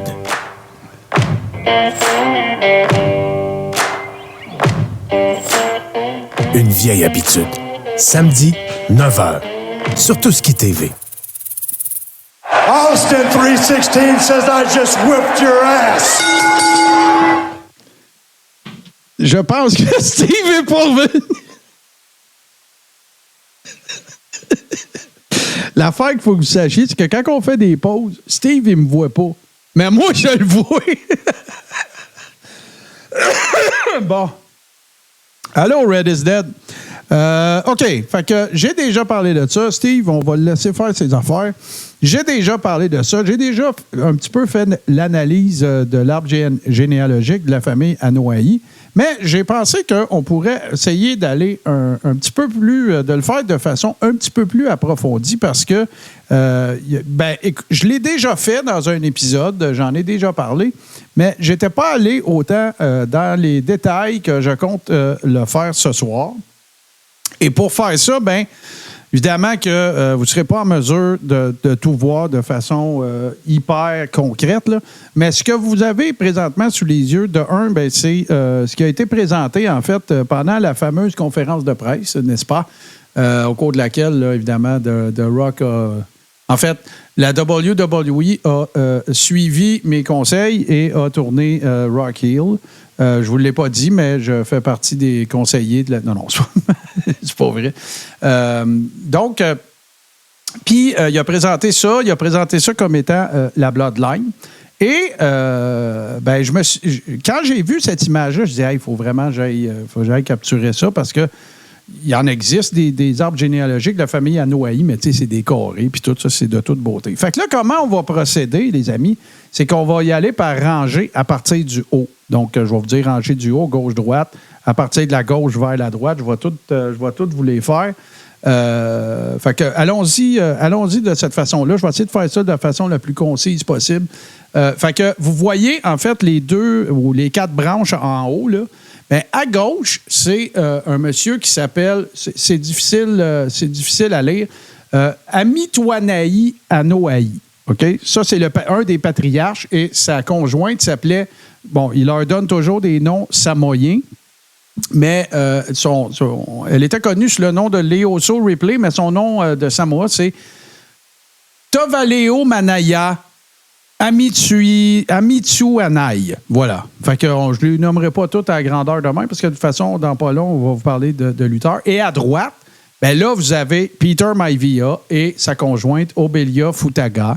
Ça, c'est le grand-père en ligne pseudo-direct de Rock, duquel il parle souvent, High Chief Peter Maivia. On en a parlé à quelques reprises, qui est décédé en 82. Son vrai nom, c'est Fanini Anderson. Mais bon. Puis là, ce qu'il faut que vous sachiez, c'est que les 4 cellules que vous voyez en haut, avec le couple à gauche, le couple à droite, bien, les 2 hommes, Peter Maivia et Amitwana'i Anoa'i, qui étaient pasteurs, ils ont fait ce qu'on appelle un blood oath. OK? Fait que pensez. Puis là, ben, quand on parle de la bloodline, pensez en termes pas de famille, mais pensez en termes de clan. OK? Pensez à Game of Thrones, pensez à les clans que vous avez vus. Tu sais, bon, tribus, clans, appelez ça comme vous voulez. Fait que les autres, ils ont décidé de devenir frères de sang, mais ils ne sont pas de même descendance. OK? On règle ça comme ça. Et dans la culture samoyenne, comme dans plein d'autres cultures, ça arrive, là. Puis, quand tu fais ça, quand tu fais un blood oath ou que tu deviens frère de sang, c'est pour eux. C'est la même affaire que si tu es dans la même famille. Il n'y a aucune autre... Tu sais, je veux dire, c'est quelque chose de culturellement très profond, très important. Tu fais pas ça pendant le camp d'été là, avec ton body, là, te couper à la main puis te la tenir avec une corde ou un élastique. Là. Non. Ça a une connotation culturelle hyper importante. Fait que je vais commencer par la gauche. OK? Vous voyez la deuxième rangée, là. Fait que il y a les épouses, évidemment, mais les 2 personnalités les plus importantes là-dedans, c'est Afa puis Sika. Donc, Afa et Sika, ils ont été champions par équipe. Les Wild Samoans. Et il y avait des frères et sœurs. Tous n'ont pas nécessairement été ou donné naissance à des enfants lutteurs, mais presque. Fait que Afa, lui, il a eu un fils que vous avez bien connu qui s'appelait The Great Samu ou The Magnificent Samu, qui a déjà été champion à la lutte internationale. Il y a eu un autre fils qui s'est appelé Afa. Vous l'avez connu sous le nom de Manu. Il a déjà fait une couple de présence à la WWE. Il y a eu un autre fils qui s'appelle L.A. Smooth, qui est un lutteur qui a été connu plus du côté de... pas au Japon, mais je pense que c'est à MLW. Après ça, il y a eu une fille qui s'appelle Monica Anoa'i qui a marié un gars qui a lutté à Stampede Wrestling qui s'appelle Gary Albright. OK? Ça, c'est pour Afa. Samu a eu un fils qui s'appelle Lance Anoa'i et qui, lui, est un lutteur qui œuvre au sein de la MLW, Major League Wrestling. Je continue. Il y a eu, je pense que c'est une sœur, il n'y a pas toujours les conjoints, qui a eu un enfant qui s'appelle Reno Anoa'i, qui est un lutteur qui a fait beaucoup d'indies, qui s'appelle Black Pearl. Tu as eu Afoa Anoa'i. Ça, c'est tous des frères et sœurs de Afa et Sika, là. OK? Les Wild Samoans. Qui a eu un fils qui s'est appelé Rodney Anoa'i, que vous avez connu sous le nom de Yokozuna. Il y a eu Léa Anoa'i, qui est Sika. Sika comme Afa and Sika, les Wild Samoans, qui, lui, avec une dame qui s'appelle, je ne sais pas pourquoi une dame s'appelle Lisa Anoa'i Senior. Impossible de vous dire pourquoi. Mais ils ont eu un enfant qui s'est appelé Matthew Anoa'i, que vous avez connu sous le nom de Rosie. Ils ont eu un autre fils qui s'appelle Leati Joe Anoa'i, que vous connaissez sous le nom de Roman Reigns. Je continue dans la lignée de gauche en haut, donc toujours le frère de sang de Peter Maivia. Je le sais que c'est compliqué, restez avec moi, on va passer à travers. Il y a eu d'autres enfants qui ont eux aussi eu des enfants, dont, entre autres, un qui s'appelle Samuel Fatou, qui, lui, est, que vous avez connu sous le nom du Tonga Kid ou de Tama, qui a été en équipe, d'ailleurs, avec Meng ou King Tonga ou Tonga, ou peu importe, appelez-les comme vous voulez. Parallèlement à ça, il y a un autre monsieur et, en fait, hommes et femmes qui ont eu une descendance qui est Édouard Fatou, que vous avez connu sous le nom de Umaga, bien sûr. Et ils ont eu un autre fils qui s'appelle Solofa Fatou Jr., qui, lui, est Rikishi, que vous connaissez très bien. Lui a uni sa destinée à une madame. Et, en fait, je vais recommencer, je vais revenir. Le Tonga Kid a eu un fils qui s'appelle Jacob Fatou, qui est à la AEW. Il y a eu également un autre, en fait, de qui vient-il, celui-là? Évidemment, Trinity Fatou par alliance. C'est la belle-fille de Rikishi. Et Rikishi, bien sûr, a eu Jonathan Fatou, qui est Jimmy Uso. Il y a eu Joshua Fatou, qui est Jey Uso. Et d'une autre union, il a eu 3 autres enfants, dont Joseph Yokozuna Sefa Fatou, que vous connaissez sous le nom de Solo Sikoa. Il y a également un autre fils qui s'appelle Jeremiah Fatou, qui est je pense qu'il est dans un territoire de développement de la WWE, mais je ne suis pas certain. Ça se peut que je me trompe. Je connais pas son gimmick name. Ça, ce que je viens de vous lire là, c'est la descendance Anoa'i de sang, c'est-à-dire que réel. OK? Fait que ça, c'est le côté gauche. Fait que là, on va aller du côté droit. On va repartir d'en haut, mais le point de départ à droite. OK? Fait que là, vous avez Peter Maivia et sa conjointe qui a eu... première affaire que vous devez savoir, c'est que la grand-mère de The Rock, en fait, comment je vais vous dire ça? La mère de The Rock n'est pas la fille de Peter Maivia. OK? C'est pas du lien de sang, là. Quand Peter Maivia s'est marié avec Obelia, elle avait déjà un enfant. C'est la mère de The Rock. Donc, Peter Maivia n'est pas le géniteur de la mère de The Rock, bien qu'il l'ait considéré comme sa fille, qu'il l'ait élevée et tout ça. Fait que ce couple-là, Obelia et Peter Maivia, ont eu 2 enfants. La première qui s'appelle Toa Maivia et la deuxième qui est Ata Maivia, qui est la mère de The Rock, qui, elle, s'est mariée avec Rocky Johnson. C'est le dernier que vous voyez à droite, évidemment, The Rock. Et de leur union est né The Rock. Et de cette union est née, bien sûr, Simone Johnson, qui est Ava, qu'on connaît à NXT. Et l'épouse de The Rock, la mère de Simone, c'est Danny Garcia, qui est encore sa partenaire en affaires.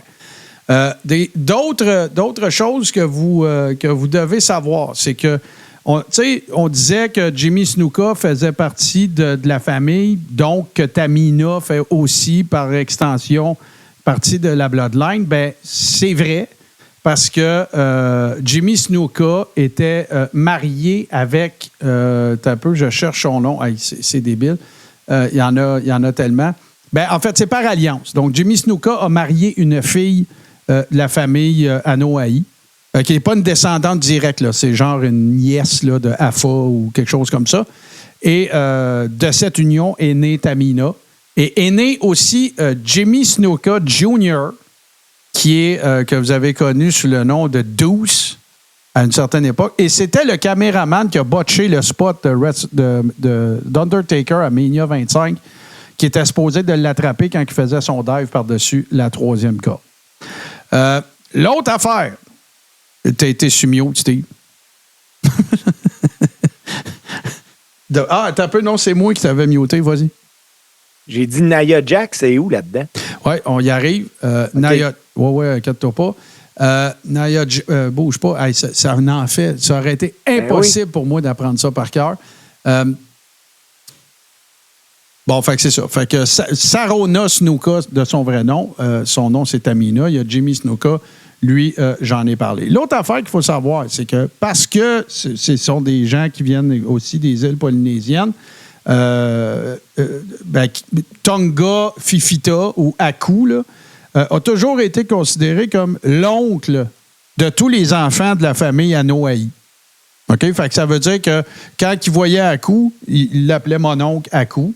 Aku a lui-même 3 enfants qui sont dans le monde de la lutte. Il y a Tama Tonga, il y a Tangaloa et il y a Ikuleo, que vous avez peut-être vu à New Japan. Il mesure genre 6 pieds 8. Et leur cousin, pour ceux qui connaissent New Japan, Bad Luck Fale, c'est un cousin aussi de la famille de Aku. Puis eux autres, on les a pas mal plus connus dans New Japan. Pour ce qui est de Nia Jax, donnez-moi 2 secondes, parce que je le sais que, bon, voilà.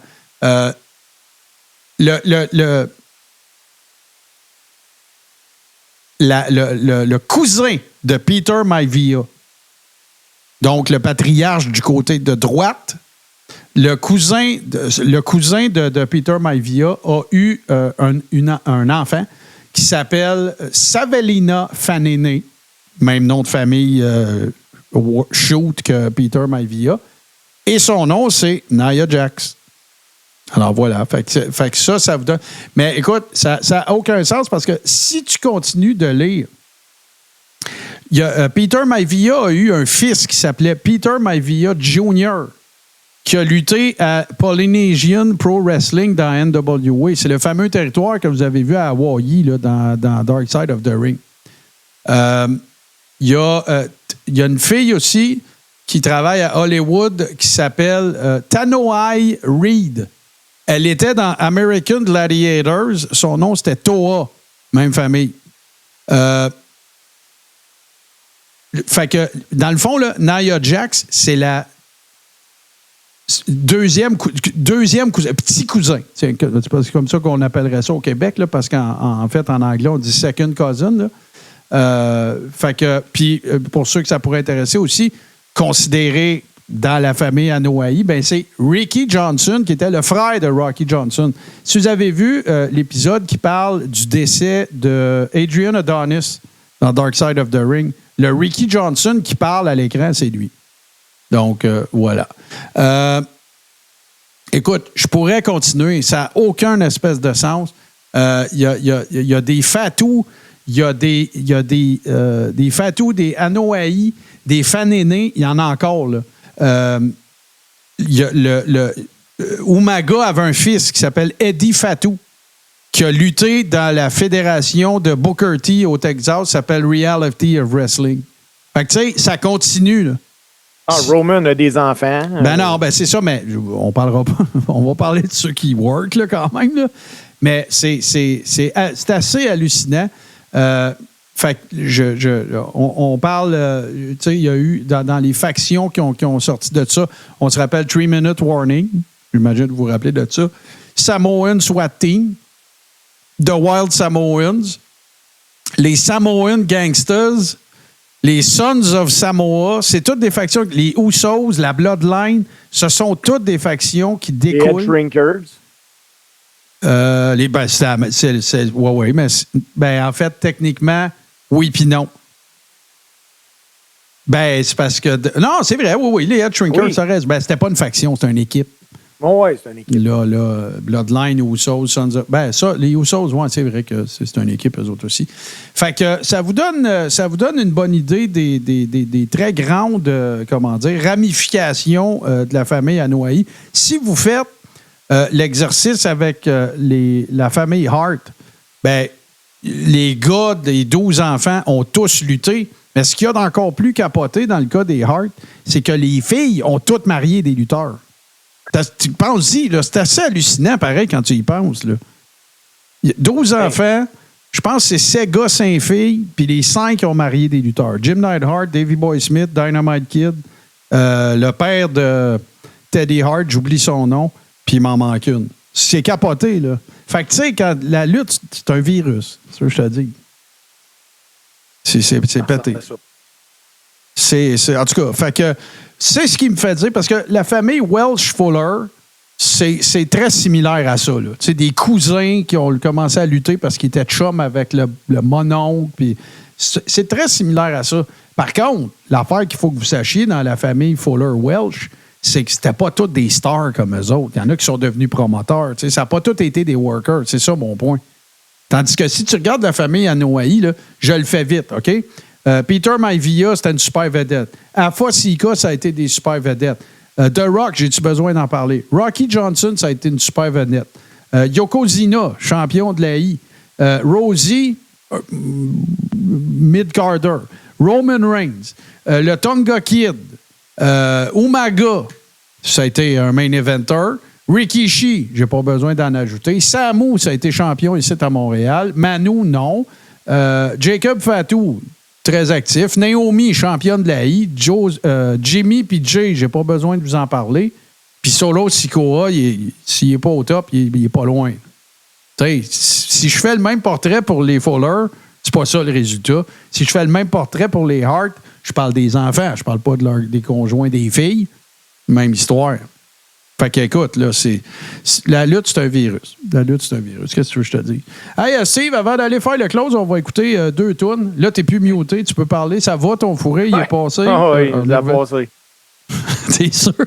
J'en reviens pas que j'ai cassé là-dessus, mais je veux plus en parler. Non, c'est ça. On change de sujet. Fait que, aux 2 tunes cette semaine, ben, ça va être super facile. Ça va être les jumeaux. Ça va être les jumeaux. On commence ça avec... je ne souviens plus de l'ordre dans lequel je les ai faites. Faut juste que j'aille checker parce que j'ai ça, les présenter, pas dans le bon ordre. On commence avec... qui as-tu? On commence avec Jay, la pièce Main Event-ish. Et c'est suivi de la tune thème de Jimmy. Et je pense que ça s'intitule Born to be King. Mais là, je veux juste être sûr, je déteste. Born a King. Voilà. Fait que on vous spin ça, puis on vous revient tout de suite après pour le close.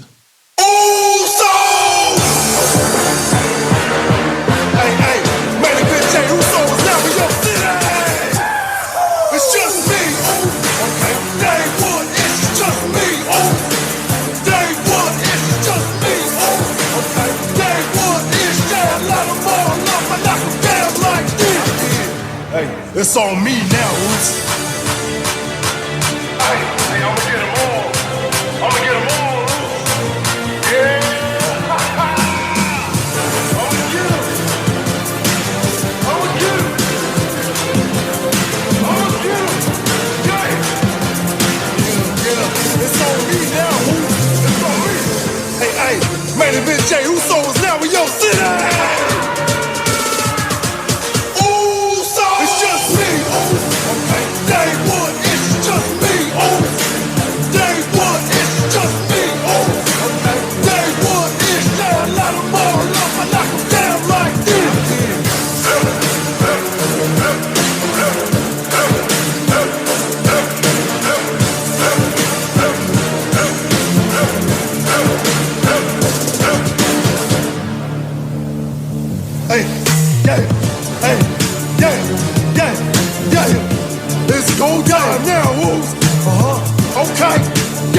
Okay. Yeah. Hey, let's get it on. Hey, I'm about to get him, Moose. I'm about to get him on. Let's go. Ooh, so it's just me. Day one, it's just me. Day one, it's just me. Day one, it's that lot of more love.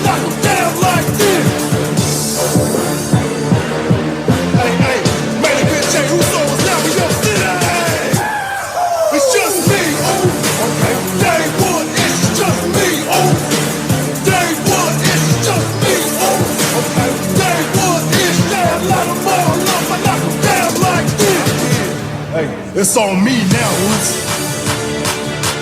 Hey, I'ma get them all. I'ma get them all, Roots. Yeah. I'ma get them. I'ma get them. I'ma get them. Yeah. It's on me.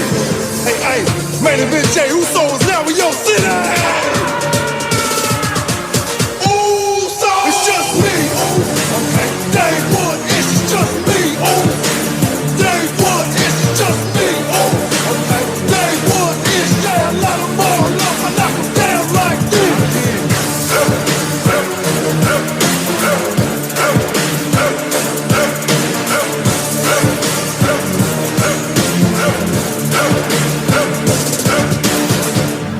Yeah, it's on me now. Ooh. Yeah, hey, yeah. It's go down now, Woods. Okay, yeah, okay, yeah. Hey, let's get it, Ooze. Hey, I'm about to get him, Ooze. I'm about to get him all. Let's go. Ooh, so it's just me. Ooh. Day one, it's just me. Ooh. Day one, it's just me. Ooh. Day one, it's yeah, a lot of more love. I knock 'em down like this.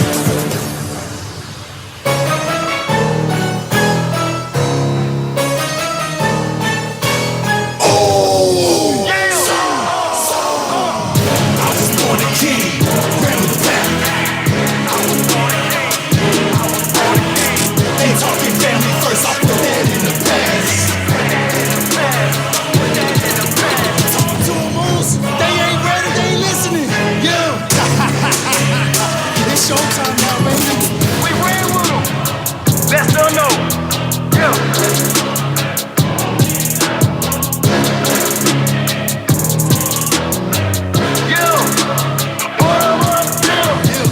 This my world, this my earth, this my turf, this my land. I stand on my own 2 feet against my family tree.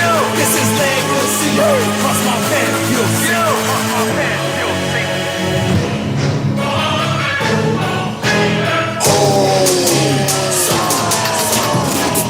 I was born a king, ran with the pack.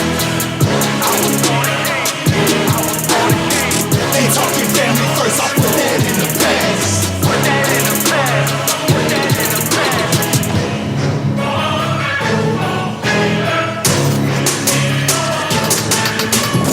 Man, that's old news, baby. This news you all up in your grill. Hey, how y'all doing out there? On the real, it don't even matter, cause it's all about me, Jim Uso, baby. This my world, this my earth, this my turf, this my land. I stand on my own 2 feet against my family tree. This is legacy. Cross my path, you'll see. Cross my path, you'll see.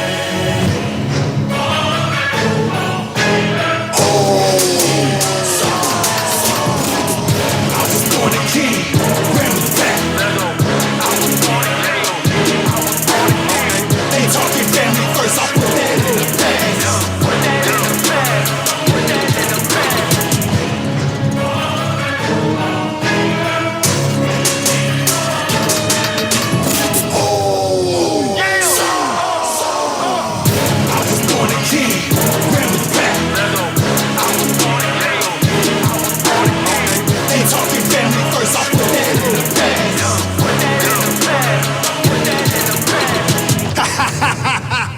It's showtime now, baby. Finally, The Rock has come back home. Steve, j'aimerais ça corriger un impair parce que ça fait 2 semaines que je veux en parler des actus, puis des actualités, puis on passe direct, on part, puis tout. C'est les allégations. Ben, en fait, Billy Jack Haynes, que vous avez connu peut-être un petit peu plus précisément dans le cadre de WrestleMania 3, évidemment dans le Golden Age de la WWF à l'époque, a été arrêté présumément pour le meurtre de son épouse qui était apparemment malade. Enfin, c'est pas clair, OK? Fait que les faits sont que Billy Jack Haynes aurait été arrêté parce qu'il aurait assassiné sa conjointe. Puis là, ben, il sort des affaires d'un peu partout que c'était par compassion et ainsi de suite. Moi, ce que je connais de Billy Jack Haynes, c'est un lutteur qui était un policier backstage. Écoute, il a donné des volets à du monde qu'il fallait qu'ils reviennent dans le droit chemin. Mais c'est un gars qui a eu beaucoup de problèmes de consommation. Si vous cherchez quelque chose à faire à un moment donné, puis que vous parlez bien anglais, puis que vous voulez rire, je ne sais pas si on peut dire rire, mais en tout cas des propos, peut-être pas du gars, c'est quelqu'un qui est un précurseur dans le domaine des conspirations parce qu'à un moment donné, il fait une vidéo avec RF Vidéo. Rob Feinstein, évidemment, dont on parlera éventuellement, probablement, parce que lui aussi, il y a une couple de squelettes bizarres dans le placard, mais puis il fait, écoute, le gars fait le procès de Vince McMahon littéralement pendant 1 heure et demie de temps. Il affirme que c'est lui qui aurait fait assassiner la famille de Chris Benoit parce que Daniel, le plus jeune fils de Chris Benoit, c'était son fils à Vince. Écoute, c'est pété ben raide. Il a fait une couple d'entrevues aussi plus récemment avec Hannibal, Devin Nicholson, évidemment. Vous ne le reconnaîtrez pas. Je vous le dis tout de suite. Il a fait des vidéos aussi qui ont été viraux dans lesquelles il callait out Stone Cold Steve Austin pour se battre. En tout cas, c'est un personnage très, très, très particulier. Fait que je vais creuser ça un petit peu plus cette semaine. Je vais aller lui, il est originaire de l'Oregon. Je vais aller voir dans les publications aussi des journaux de l'endroit pour voir qu'est-ce qu'il y en est exactement. Mais c'est une triste histoire parce qu'il y a eu le décès d'une personne, bien sûr. Puis, dans son cas, tu sais, il a même affirmé qu'il n'était pas sûr qu'il vivrait pendant son entrevue que vous êtes mieux d'écouter cette entrevue-là parce que je serai peut-être plus là l'année prochaine. Il y a du monde qui veut me tuer. En tout cas, bref, c'est capoté. Fait que ça fait 2 semaines que je vais en parler, puis ça a comme jamais donné. Fait que voilà. Oui, Steve? Oui. Billy Jack Haynes, c'est bien le gars qui avait vraiment foutu la paix volée de sa vie à Aaron Mark Sharp. Oui, tout à fait. Tout à fait. Puis la raison pour laquelle il avait fait ça, c'est parce que son fameux forearm dans le dos, ben, il avait demandé à plusieurs reprises, parce que dans un house show puis dans un taping, il mettait, tu sais, Aaron Mark Sharp, évidemment, d'Hamilton, en Ontario, qui était un jobber de luxe, mettons, un jobber avec un brand name, là, on savait tout, un peu comme Barry Horowitz, tout ça, là, avec sa patente en cuir sur l'avant-bras, tout ça. Ouais. Billy Jack Haynes, il avait dit, regarde, là, je te le dirai plus, là. Je suis écœuré, là. C'est trop stiff, tes forearms dans le dos. Fait que là, tu vas te calmer, parce que sinon, moi, te calmer. Puis il l'a pas fait, puis il l'a calmé. Puis l'autre affaire aussi, c'est que Iron Mark Sharp, pour ceux qui ne le savaient peut-être pas, c'était quelqu'un qui était un OCD, un obsessif-compulsif très intense de la douche.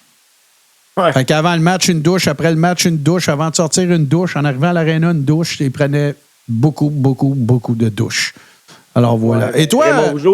Raymond Rougeau nous l'avait compté, ça, quand il était venu dans le podcast. Tout à fait, c'est vrai. Et toi, Steve, dans quelle aréna prends-tu ta douche en fin de semaine? Moi, je vais être du côté de la GPW dans le combat principal contre leur champion Thunder.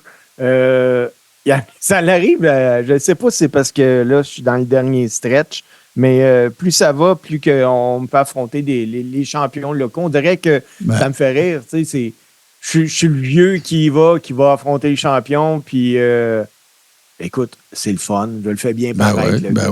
Puis, tu sais, je le dis souvent, j'ai rarement eu autant de fun à la lutte que présentement. Je lutte excessivement souvent, puis je dois faire une bonne job parce que ça a encore sonné après-midi. Bon, ben écoute, on souhaite que ce ne soit pas toi qui se fasse sonner. Puis on t'en souhaite une bonne en fin de semaine. Moi, de mon côté, bien évidemment, je réitère auprès des gens qui sont dans la Rib Room de vous assurer d'aller voir ma dernière publication. Je pense qu'elle est à la une aussi et de communiquer avec moi si vous avez toutes questions. Si vous êtes des membres de patreon.com/TouskiTV qui n'avez pas accès à la Rib Room, je vous rappelle, vous devez communiquer avec moi directement dans la messagerie de Patreon et me signifier que vous voulez faire partie de cette communauté-là. Vous y avez accès du moment que vous êtes abonné sur patreon.com/TouskiTV. Maintenant, ceci dit, bien sûr, on remercie les gens qui nous ont peut-être découvert ce soir. Il y a une couple de personnes qui nous ont donné des follow. On les remercie. Évidemment, le Coréron est diffusé live, enregistré également les jeudis à 19h. On est disponible en podcast, bien sûr, le lendemain vers midi moins quart sur toutes les bonnes plateformes qui ont des balados, particulièrement Apple Podcasts, Spotify et nos amis de Balado Québec. J'ai parlé de ça tantôt, patreon.com/TousquiTV. Non seulement ça vous donne l'option de faire partie de la Rib Room et de la communauté des Ribbers, mais aussi, évidemment, ça vous donne accès à la rediffusion de la très grande majorité des émissions que nous diffusons au cours de la semaine et que vous, peut-être se peut-il que vous ne soyez pas disponible. On souhaite un bon retour à notre G-Central. On souhaite à tout le monde, bien sûr, on va tout débriefer ça la semaine prochaine. Elimination Chamber, je sens qu'on va avoir pas mal de choses à parler. Je pense qu'il va y avoir bien des storylines aussi qui vont avancer de ce côté-là pour nous préparer toujours vers la road to WrestleMania. Steve, je te dis un gros merci. Je vous rappelle, pour ceux qui sont en direct avec nous, que il y a fort à parier que Suburban viendra vous divertir dans la lune tout de suite après ceci. Donc, pour se laisser, un mash-up de musique de lutte d'un podcast qui est enregistré les jeudis 19h sur twitch.tv/TousquiTV. C'est l'œuvre de mon bon chum, Dave Bérubé. Faites attention à vous autres, faites attention aux gens autour de vous. Steve, un gros merci à toi. Puis nous autres, on se retrouve bien sûr tous ensemble la semaine prochaine. Salut tout le monde.